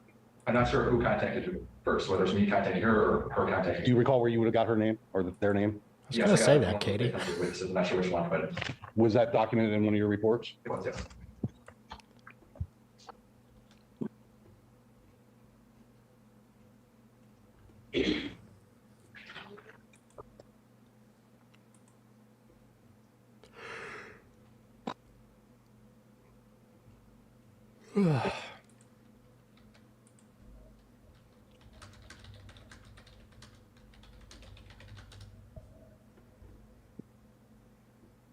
So if you looked in your report, would you be able to find how you got the lead, where you got the lead from? Regarding Hallie, The Phil Albin guy. regarding Phil, yes, sir. Would you be able to find it quickly? I know you got a big report there, but. I just really want to know how you would follow, why you followed up on that lead is really where I'm going with it. So, You want to know why I wanted to follow up? yeah, I do. But if you want to look at it and see first, if you can find out where the lead came from and then why you followed up on it.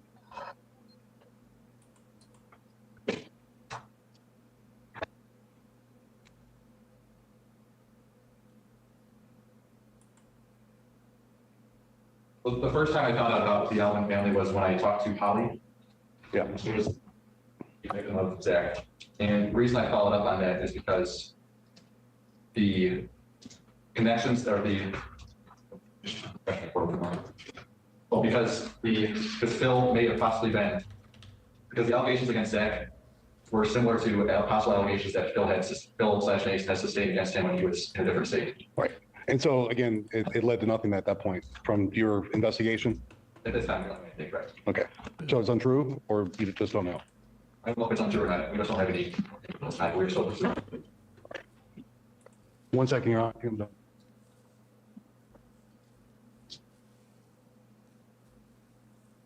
Oh, yeah.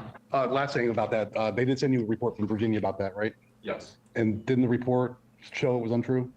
No, sir. Okay, well, what did it show? It showed that Virginia, actually, I'm not sure what that report showed. So I can look back at my report, maybe it'll be more. Sure, do you have the Virginia report there with you? I do not. Okay, Great going. go ahead and look, go ahead and look. I don't know if you wrote a supplement to that or not.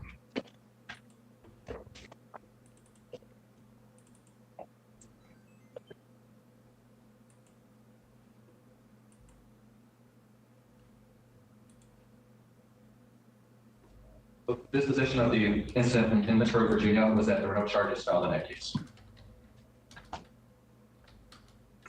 Right, and would you agree that the incidents that happened there had nothing to do with what what was being alleged here?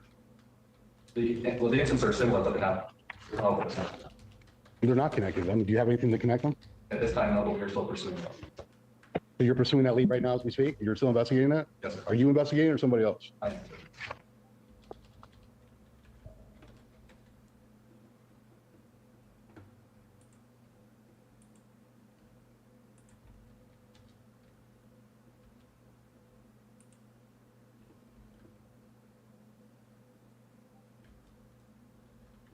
That's further, Judge. Can you redirect?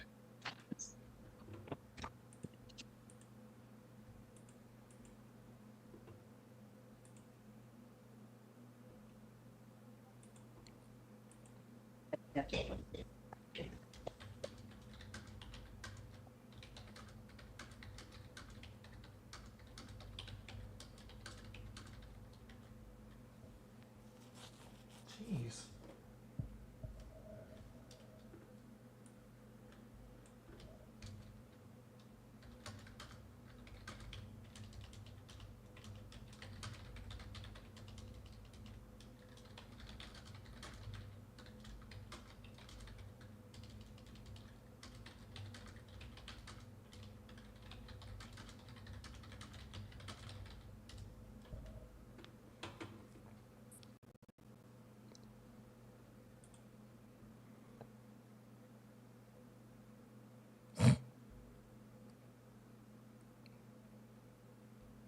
What are you at, Katie?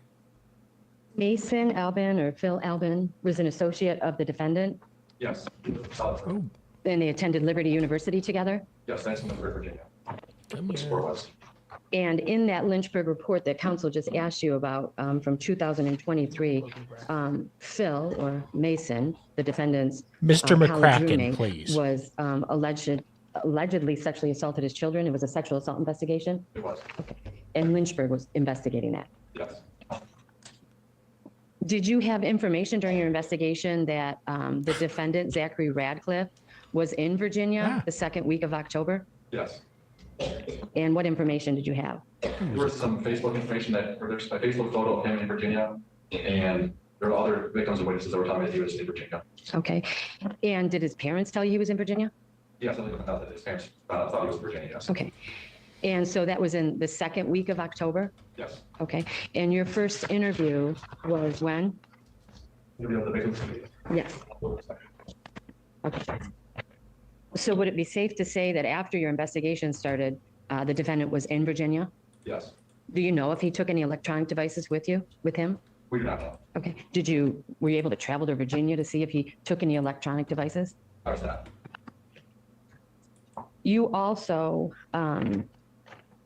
obtained Snapchat, not Snapchat. What's the payment method that was used? Cash App. Cash App. So you have screenshots of Cash App payments in this case from the defendant to many of the victims? Yes, I do. Yes. Okay. And after testimony yesterday, you'll be able to get more Snapchat payments that the defendant made. Yes. Object to speculation, Judge. Ooh. What speculation? It's not even Snapchat. I thought I said Cash App. You did. It's speculation. How's it? Because they testified that they have other ones. They testified that the receipt came in also. Okay. What's So that? what's the What the objection? heck kind of response is that? I'm just saying, but. That's not a response, counsel, and that's not a response to me. Have a seat. Your objection's overruled. Go ahead, Ms. Reiser. This is going great. You have included already some of the Snapchat, I'm skipping it, Cash App, I'm sorry. Very tired. The Cash App payments from two of the victims in the discovery. Oh, and guys, for the record, this day, today, was all one stream for the judge and the lawyers. It went over 10 hours and 20 minutes. 10 hours and 20 minutes.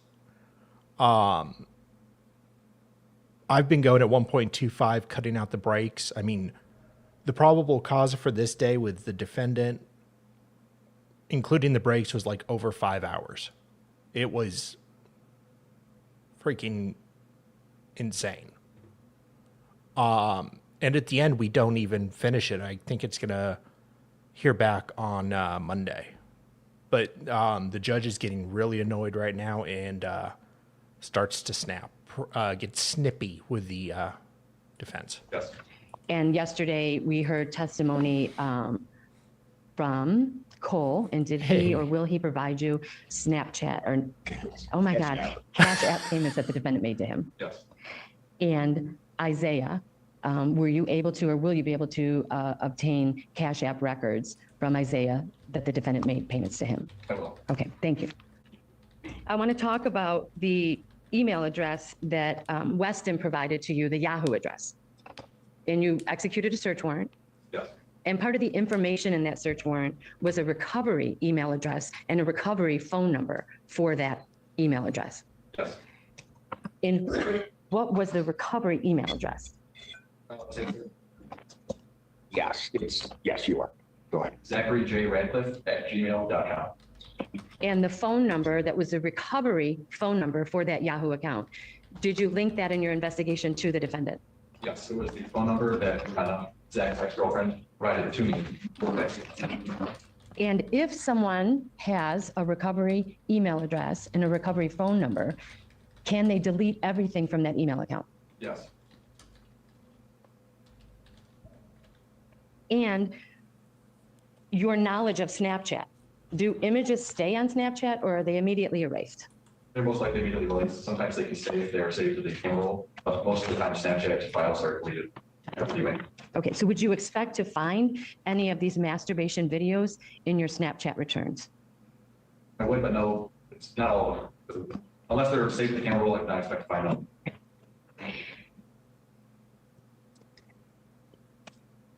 And Are you they- arrested the defendant on October 18th, 2024. Yes, He had returned from Virginia. yes.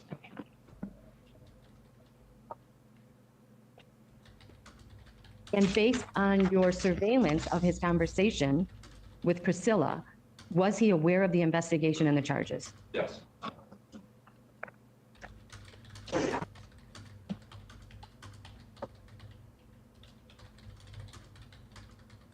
The Key Bank, no account for Zachary Ratcliffe. correct. Did you do a search warrant for any accounts in the Oakwood Baptist Church name? No, we did not. Okay. Is it possible that the defendant had a credit card from the church, if you know? Is it possible? I mean, that's a speculation question, and for an answer, to speculate. You asked about the key bank, so I'll allow it. Talk about credit card, Judge.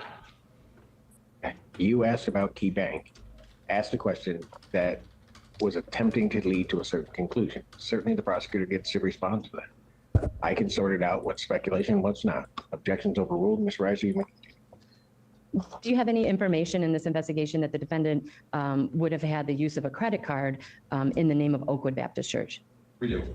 One of the victim's mothers told us that the devices that the defendant bought for her son, the victim, were purchased using a credit card that belonged to the church. Okay. And so did you search at Key Bank for any accounts in the church's name? We did not. Okay.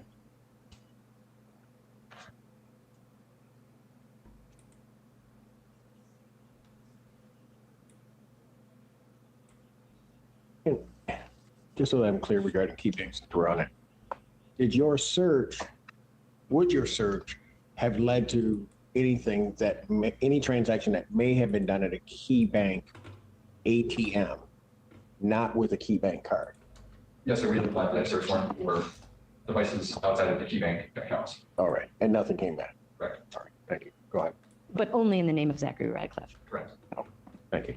So if a different ATM card was used by the defendant, not his name, it wouldn't be included. Correct. Okay.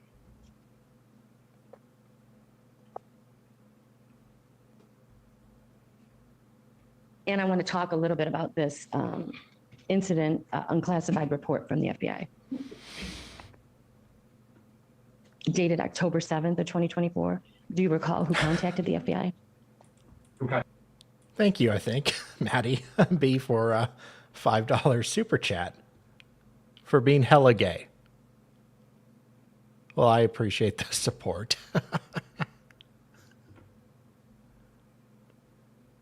Much appreciated, buddy. Actually, Yes. it was either an attorney or one of the victims. Would it refresh your recollection if I approach with the document?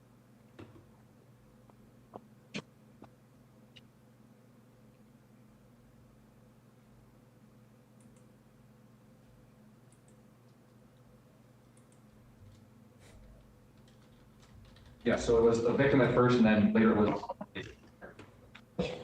And what was the victim's first name? Holly.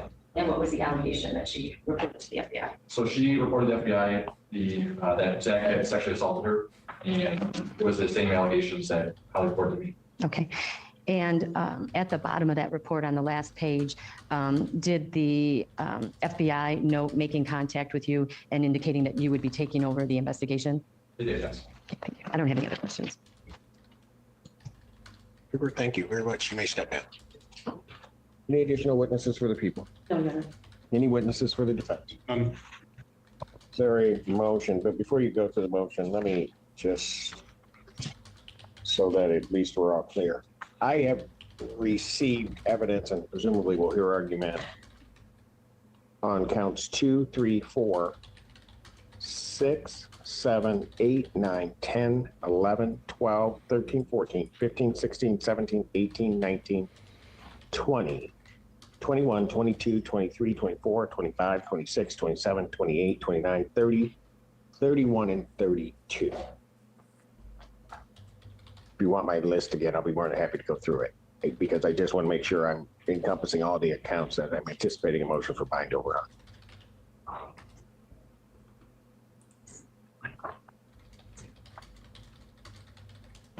Your Honor, I just want to clarify, those numbers did not include count 1, did not include count 5, and count 23. Is that correct? 33, sorry. Those appear to be the numbers I'm missing. Thank you. Question, factual lie, 1 second, let me see.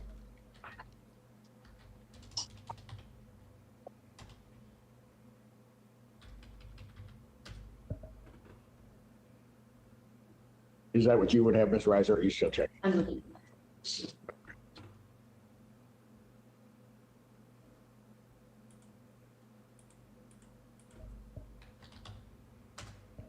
Meant to pull up his case earlier, so just bear with me while I look it up.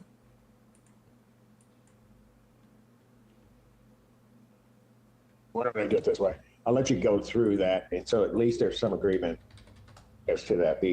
As counsel has indicated, I think 1, 5, and 33. That's correct, and I would not be moving for bind over on count 1. We did not have testimony from Holly Jordan. Right. And I would not be moving for bind over on count 5. We did not have testimony from Jackson, and also count 33 that applied to Jackson. Got it. Okay. Then that's it. So 1, 5, and Right. Okay. So you would be moving for bind over on all the additional, or all the remaining counts? I will. Correct. All right. Did you wish to make an argument now, or did you wish to wait? I can right now. Okay, go ahead. I would move for bind over on. Okay, so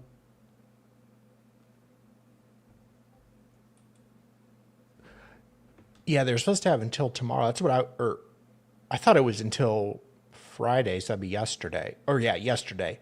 But apparently not. Good, you can see this. So the event, this was the 26th.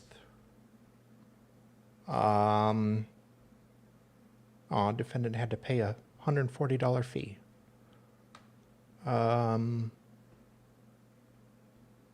So this was the 25th.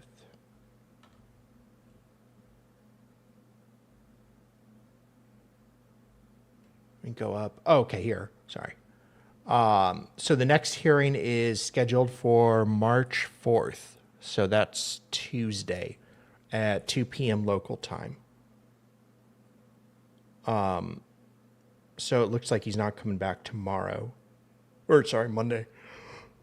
Oh, excuse me. As far as the charges go, 33. Oof. Criminal sexual conduct, first degree, multiple variables. Count. Aggravated.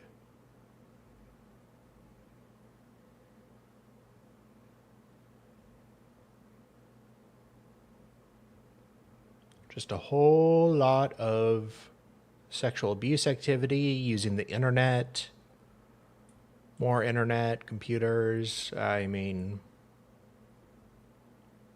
a whole lot of felonies.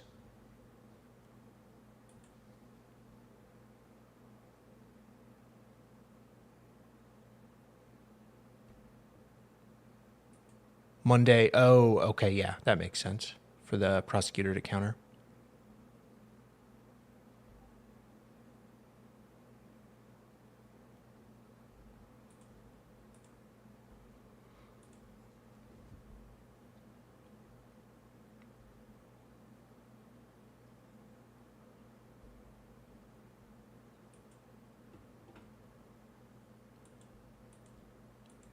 Boys weren't protected by law, but girls were. Yeah, I suppose so. Although I did see like a 1950s PSA one time. It was beware of the homosexual. You never know when they are on the prowl. And it was like this 1950s deep voice guy, and he's just talking about, you know, how you never know when they're on the prowl, and you got to be careful if you're a kid. So they were really weird back then with their laws and what they looked for. And oh wait, this happened in 2014. Oh wow, this went back a ways. I missed that. Hi, Lefty. Some of these offenses, yeah, 6/27. Unless that's just a generic date. Oh, I bet they did a typo on that. It should have been 06/27/24.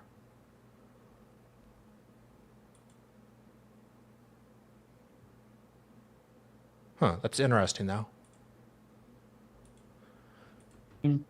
30, 31, and 32.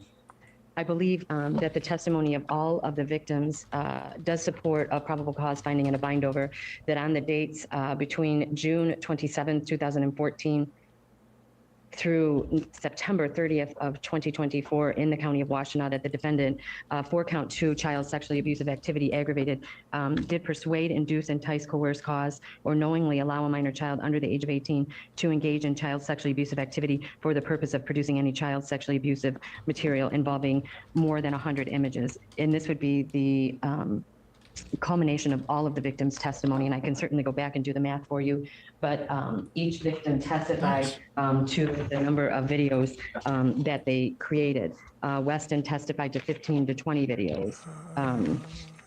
I believe that our last victim, Devin, testified 30 to 50 videos. And when you look at the testimony of each of those victims, the defendant did commit that crime of soliciting, persuading, inducing, or coercing a child under the age of 18 to produce those videos, and there were more than 100 of them. So that would be my bind over on count 2. On count 3, child sexually abusive activity, aggravated, that he did arrange for, produce, make, copy, produce, or finance any child sexually abusive material involving a video.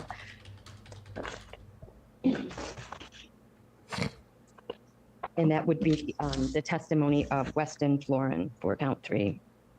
Weston, and I apologize for providing his last name. And then count 4, Weston as well, did persuade, induce, entice, coerce, cause, or knowingly allow a child under the age of 18 years old to engage in a child sexually abusive activity for the purpose of producing any child sexually abusive material. Count 6, that he did use the computer or an internet to communicate with another to commit a crime, in this case, Snapchat, that he did use the internet to communicate with Weston for the purposes of committing child sexually abusive activity where the victim or intended victim was a minor. So that would be for count 6. Count 7, that he did use the internet to communicate with Devin for the purpose of committing child sexually abusive activity where the victim or intended victim, Devin, was a minor. Count 8, that he did use the internet to communicate with Isaiah for the purpose of committing child sexually abusive activity where the victim or intended victim, Isaiah, was a minor. Count 9, that he did use the internet to communicate with Noah for the purpose of committing child sexually abusive activity where the victim or intended victim, Noah, was a minor.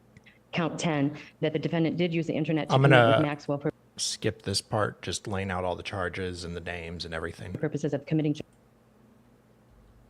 grade. When it started, and he spent the night at the defendant's home prior to December 20th of 2014, the defendant would have been 12 years old, and he testified that there were at least more than 3 occasions, but at least 3 occasions where he engaged in sexual penetration with the defendant in his bedroom, performing oral sex on him, and I believe he testified the defendant performed oral sex on him at one time. The defendant's date of birth is 1995, so just roughly in 2014, he would have been 19 years old, over the age of 17. And that's a mandatory minimum 25-year sentence that the defendant needs to be advised of at the time of bind over. That's in counts 12, 13, and 14.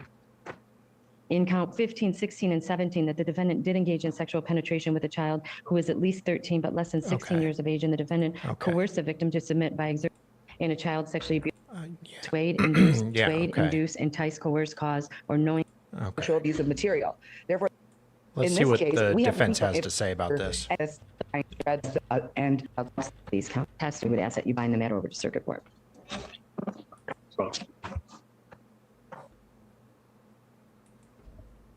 Your Honor, I'm going to address the counts that are associated with the child sexually abusive activity, aggravated, the child sexually abusive activity charge on its own, as well as computers, internet communications, and other, computers, internet communication with another to commit a crime. I'm going to address those counts as a whole. All right. Your Honor, the state kept mentioning as she read the complaint, words like material, video, produce, for the purpose of production. These are the words that she kept mentioning.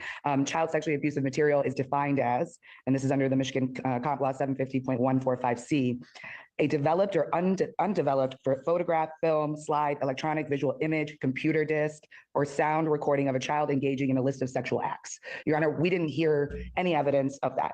We didn't hear that there were any actual physical images or videos. What we did hear is that we heard that So I don't mean to stop you, but would you need that for the purposes of bind over in the light of testimony that occurred?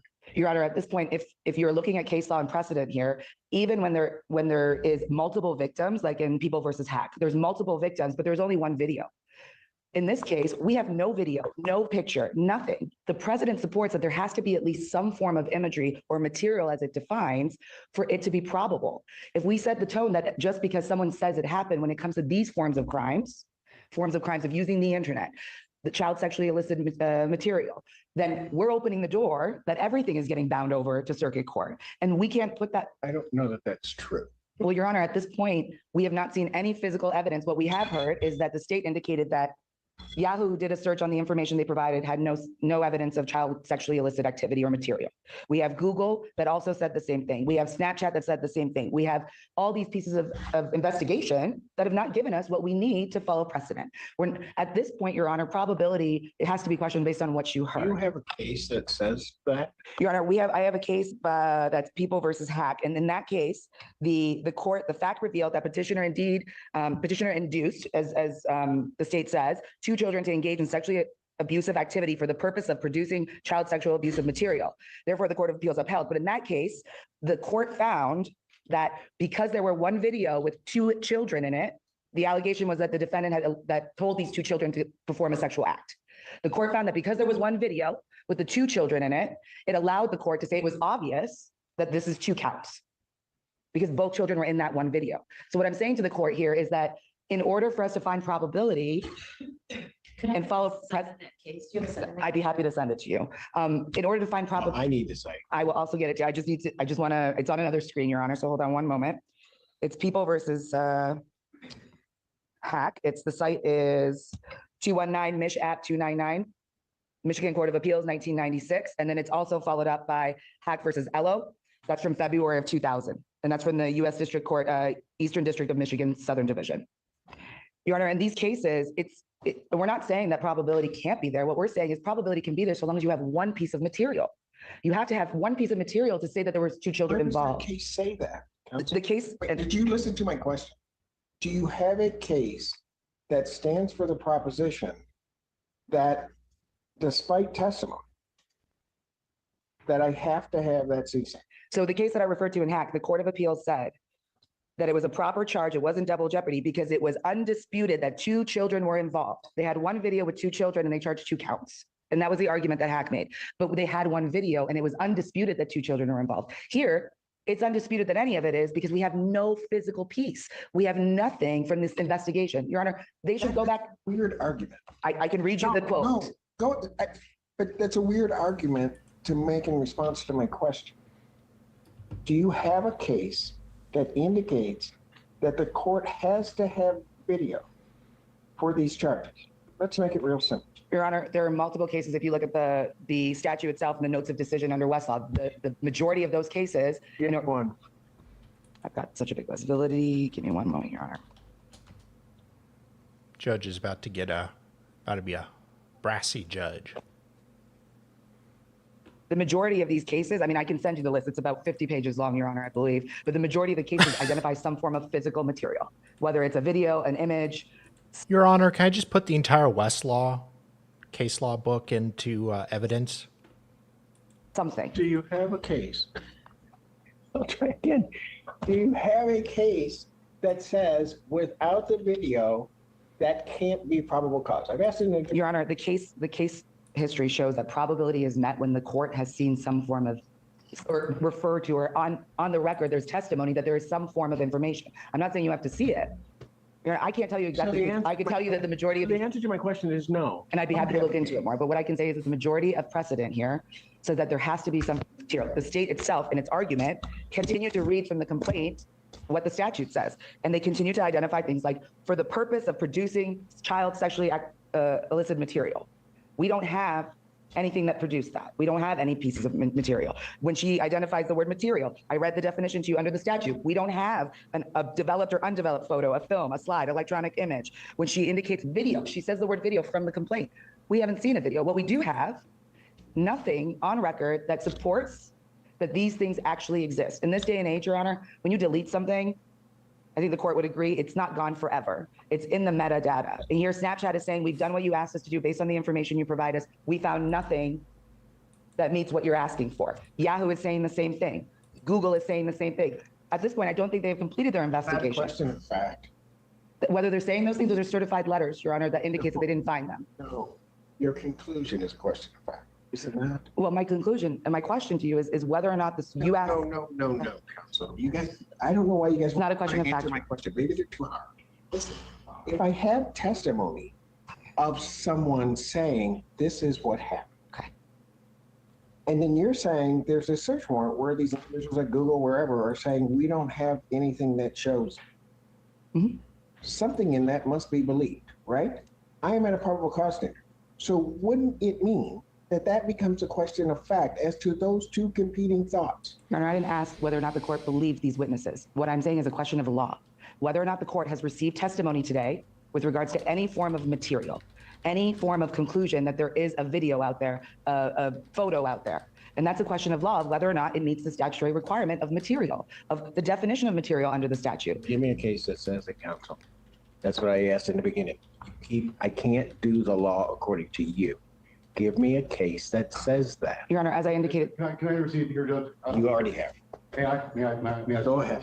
All I'm going to say is that, we didn't know what was going to come about in the preliminary examination, but there is case law that does say that you have to have some type of CSAM to push beyond. Then darn it, that's what I've been asking. Then give it to me. I'll take a research, Whoa. find it. You got 50 cases there. You can go through the highlights on it. Give it to me. Quit telling me these things without giving it. Your Honor, so is the court indicating that over the amount of precedent that requires some form of material, It's that the court was not going to amazing. consider that precedent? Because that I can provide to the court. The majority of the notes of decision that come out of the statute that's being charged for these counts support that there's some form of video, image, production.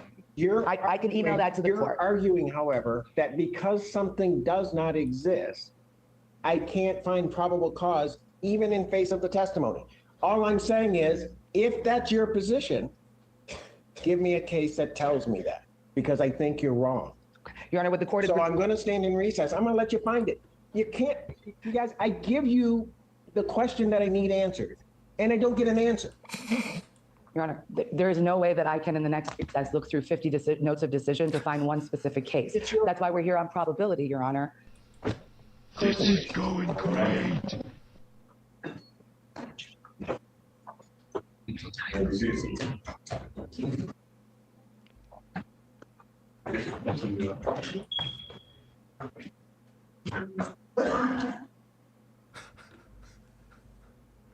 Awkward.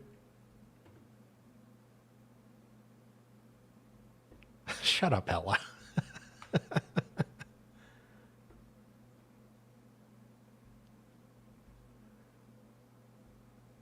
Everyone loves my game. So yeah, the judge was not a happy camper there.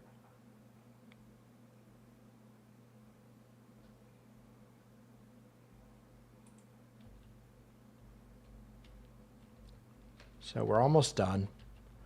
I'll send you all over to Hella when we finish. She is covering some new stuff out of Delphi. I will make sure to set up a redirect.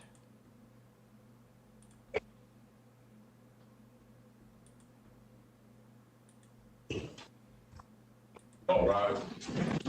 The 14A District Court for County Washington State, is now back in session. The honorable judge to the session preside. You may be seated.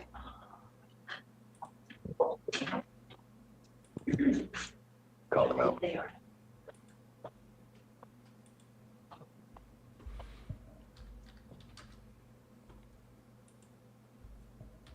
Back on the record in the case of the People versus Red Plate. Counsel, state your appearances. Amy Riser on behalf of the people. James Thomas, on behalf of Mr. Ray. Ivan Johnny on behalf of Mr. Radcliffe. All right. Given time, did we find the case? Your Honor, as I indicated to the court before the recess, it's impossible for me to go through the amount of notes and decisions, but I'm happy to put some things on the record for the court, some case law. Let's not do that. Okay. I actually did find a case on it in my research, People versus Sturza, STURZA, a copy for the court and for counsel, where the jury convicted the defendant of child sexually abusive activity and using a computer to communicate with the person for the purpose of committing child sexually abusive activity. And it was for the teacher of the victim who was teaching her how to masturbate. And may I ask on that? So I'm happy to have the court and counsel review it. Oh, well, defense didn't But find their does that case case- law, but I Are there did. any communications between the teacher and the student? Yeah, I mean, he told her how to masturbate, he told her what to do, and she did it, and he was convicted of child sexual activity. And was there video? You know? Or, Their communication, I don't believe there was any video. But there was support for communications? Was there The evidence provided? communications were sexual in nature and discussed masturbation. So were there communications physically provided? Like forms of emails, What I'm conversations? saying is there's a case, there's no video. Well, he didn't do it The defendant was convicted of telepathically. child sexual abusive activity for having a 15-year-old student masturbate. so, The video is not required. The case, I don't know what case law counsel is referring to, but if you look at. They don't either, the sweetie. opinion in Sturza that I just tendered to the court and counsel, it is a Court of Appeals unpublished from June of 2019. It really talks about the statute, the child sexually abusive activity, the scope of the statute.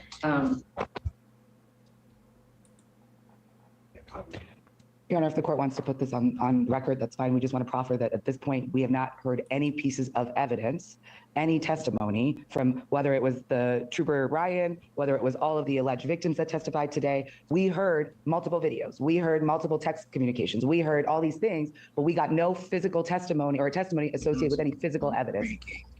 a legal argument saying that their testimony can't be the basis for a bind over because the videos aren't there or haven't been produced. I'm making that argument with regards to the count that associate with child sexual activity. So the material counts of using the computer, criminal sexual conduct, the child sexual abusive material count, and then the aggravated child sexually abusive material count. Just want to be clear. Circle, because then I keep asking for case law that supports your position, and I don't get it. And that's all right. You tell me I can't go through one. So here's what I'm going to do. I'm sure all the people that are here, everybody's waiting for a decision. I'm waiting for a decision. I hate to make one. And so what I'm going to do is I'm going to give you till Friday.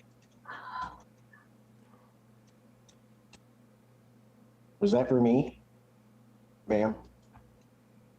You know, it's okay. Kind of express how I feel. I'm going to give you till Friday to provide to the court the case law that you say supports that position. I do believe that the law is that the testimony that I received from all of those young people today is sufficient, particularly for this proceeding, You're saying it's not. I have to try to be as fair as I can to both sides. You're making that statement. I told you before when you made the statement about the witnesses talk. You're gonna tell me something, bring it or be quiet. So I'm gonna give you a chance to be quiet. And so I'm gonna give you the Friday to do that. Close of business. Thank you, Your Honor. Ms. Reiser, once she does that, you will have, and I realize it's maybe skewed in a certain way, Monday to give the court a response to whatever they're indicating. Close of business. I will set this and hope, and to the folks that have been here, and ma'am, I understand, and I am not making light of your exclamation when I said what I said. This has been difficult on everyone. And trying to get through all of it, trying to make sure that all of the counts are accounted for. And we've had a couple of late days trying to get through this. But my job is also to make the right call. I think it would be unfair to, and I'll just call it those brave young folks that got up here and testified, because that was not easy. To send it up, if it's going to be bound over, do it wrong, and either it gets dismissed or it comes back and you got to do this again. That would be unfair. And so I'm going to do my best to make sure that it's done the right way when it goes out. I owe that to all of you. I owe it to the defendant. I owe it to our system. So I apologize that it's inconvenient. I apologize for the additional angst, but I have to do it this way, I think. Until Friday, get it in. I will then set this 1 week out on the 4th.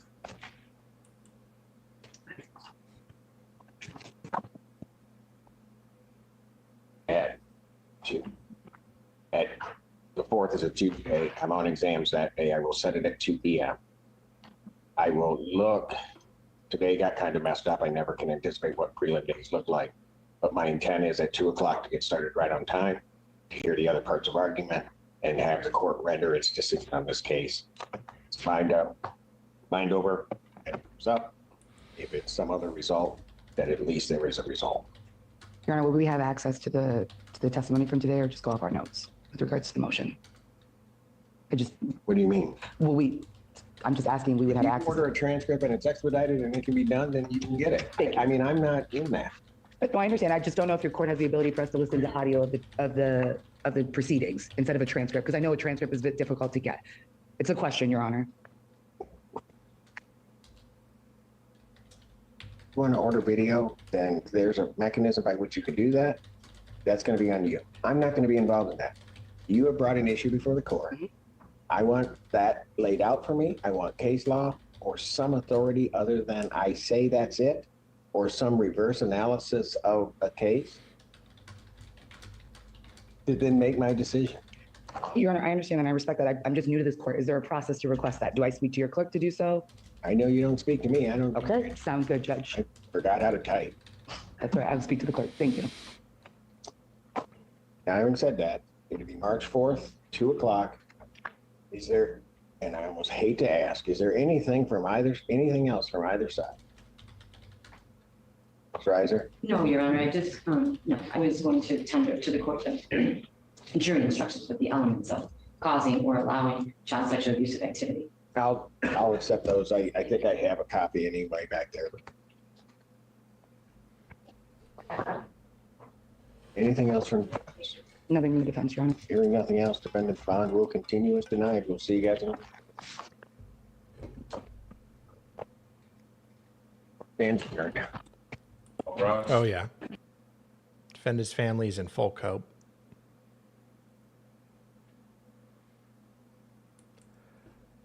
Oh, boy. It's been a long day. Okay, so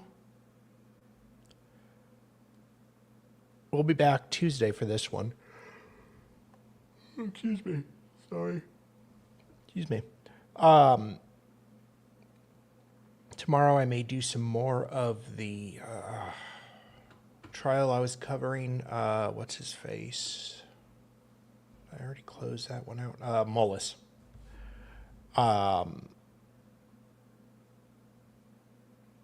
probably around 2 or maybe 3 or 4 Eastern. Todd, thank you, Mavka. It's been a lot of fun today, guys.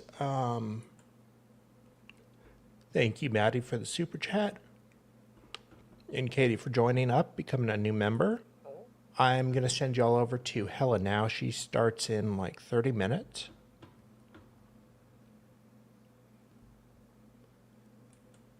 I mean, yeah, I'm not holding my breath that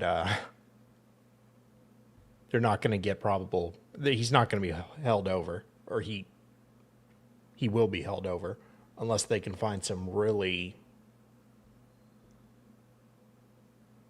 unusual case law, but I don't see that happening. So redirect should be set up, and I will see you guys over there. Toodles.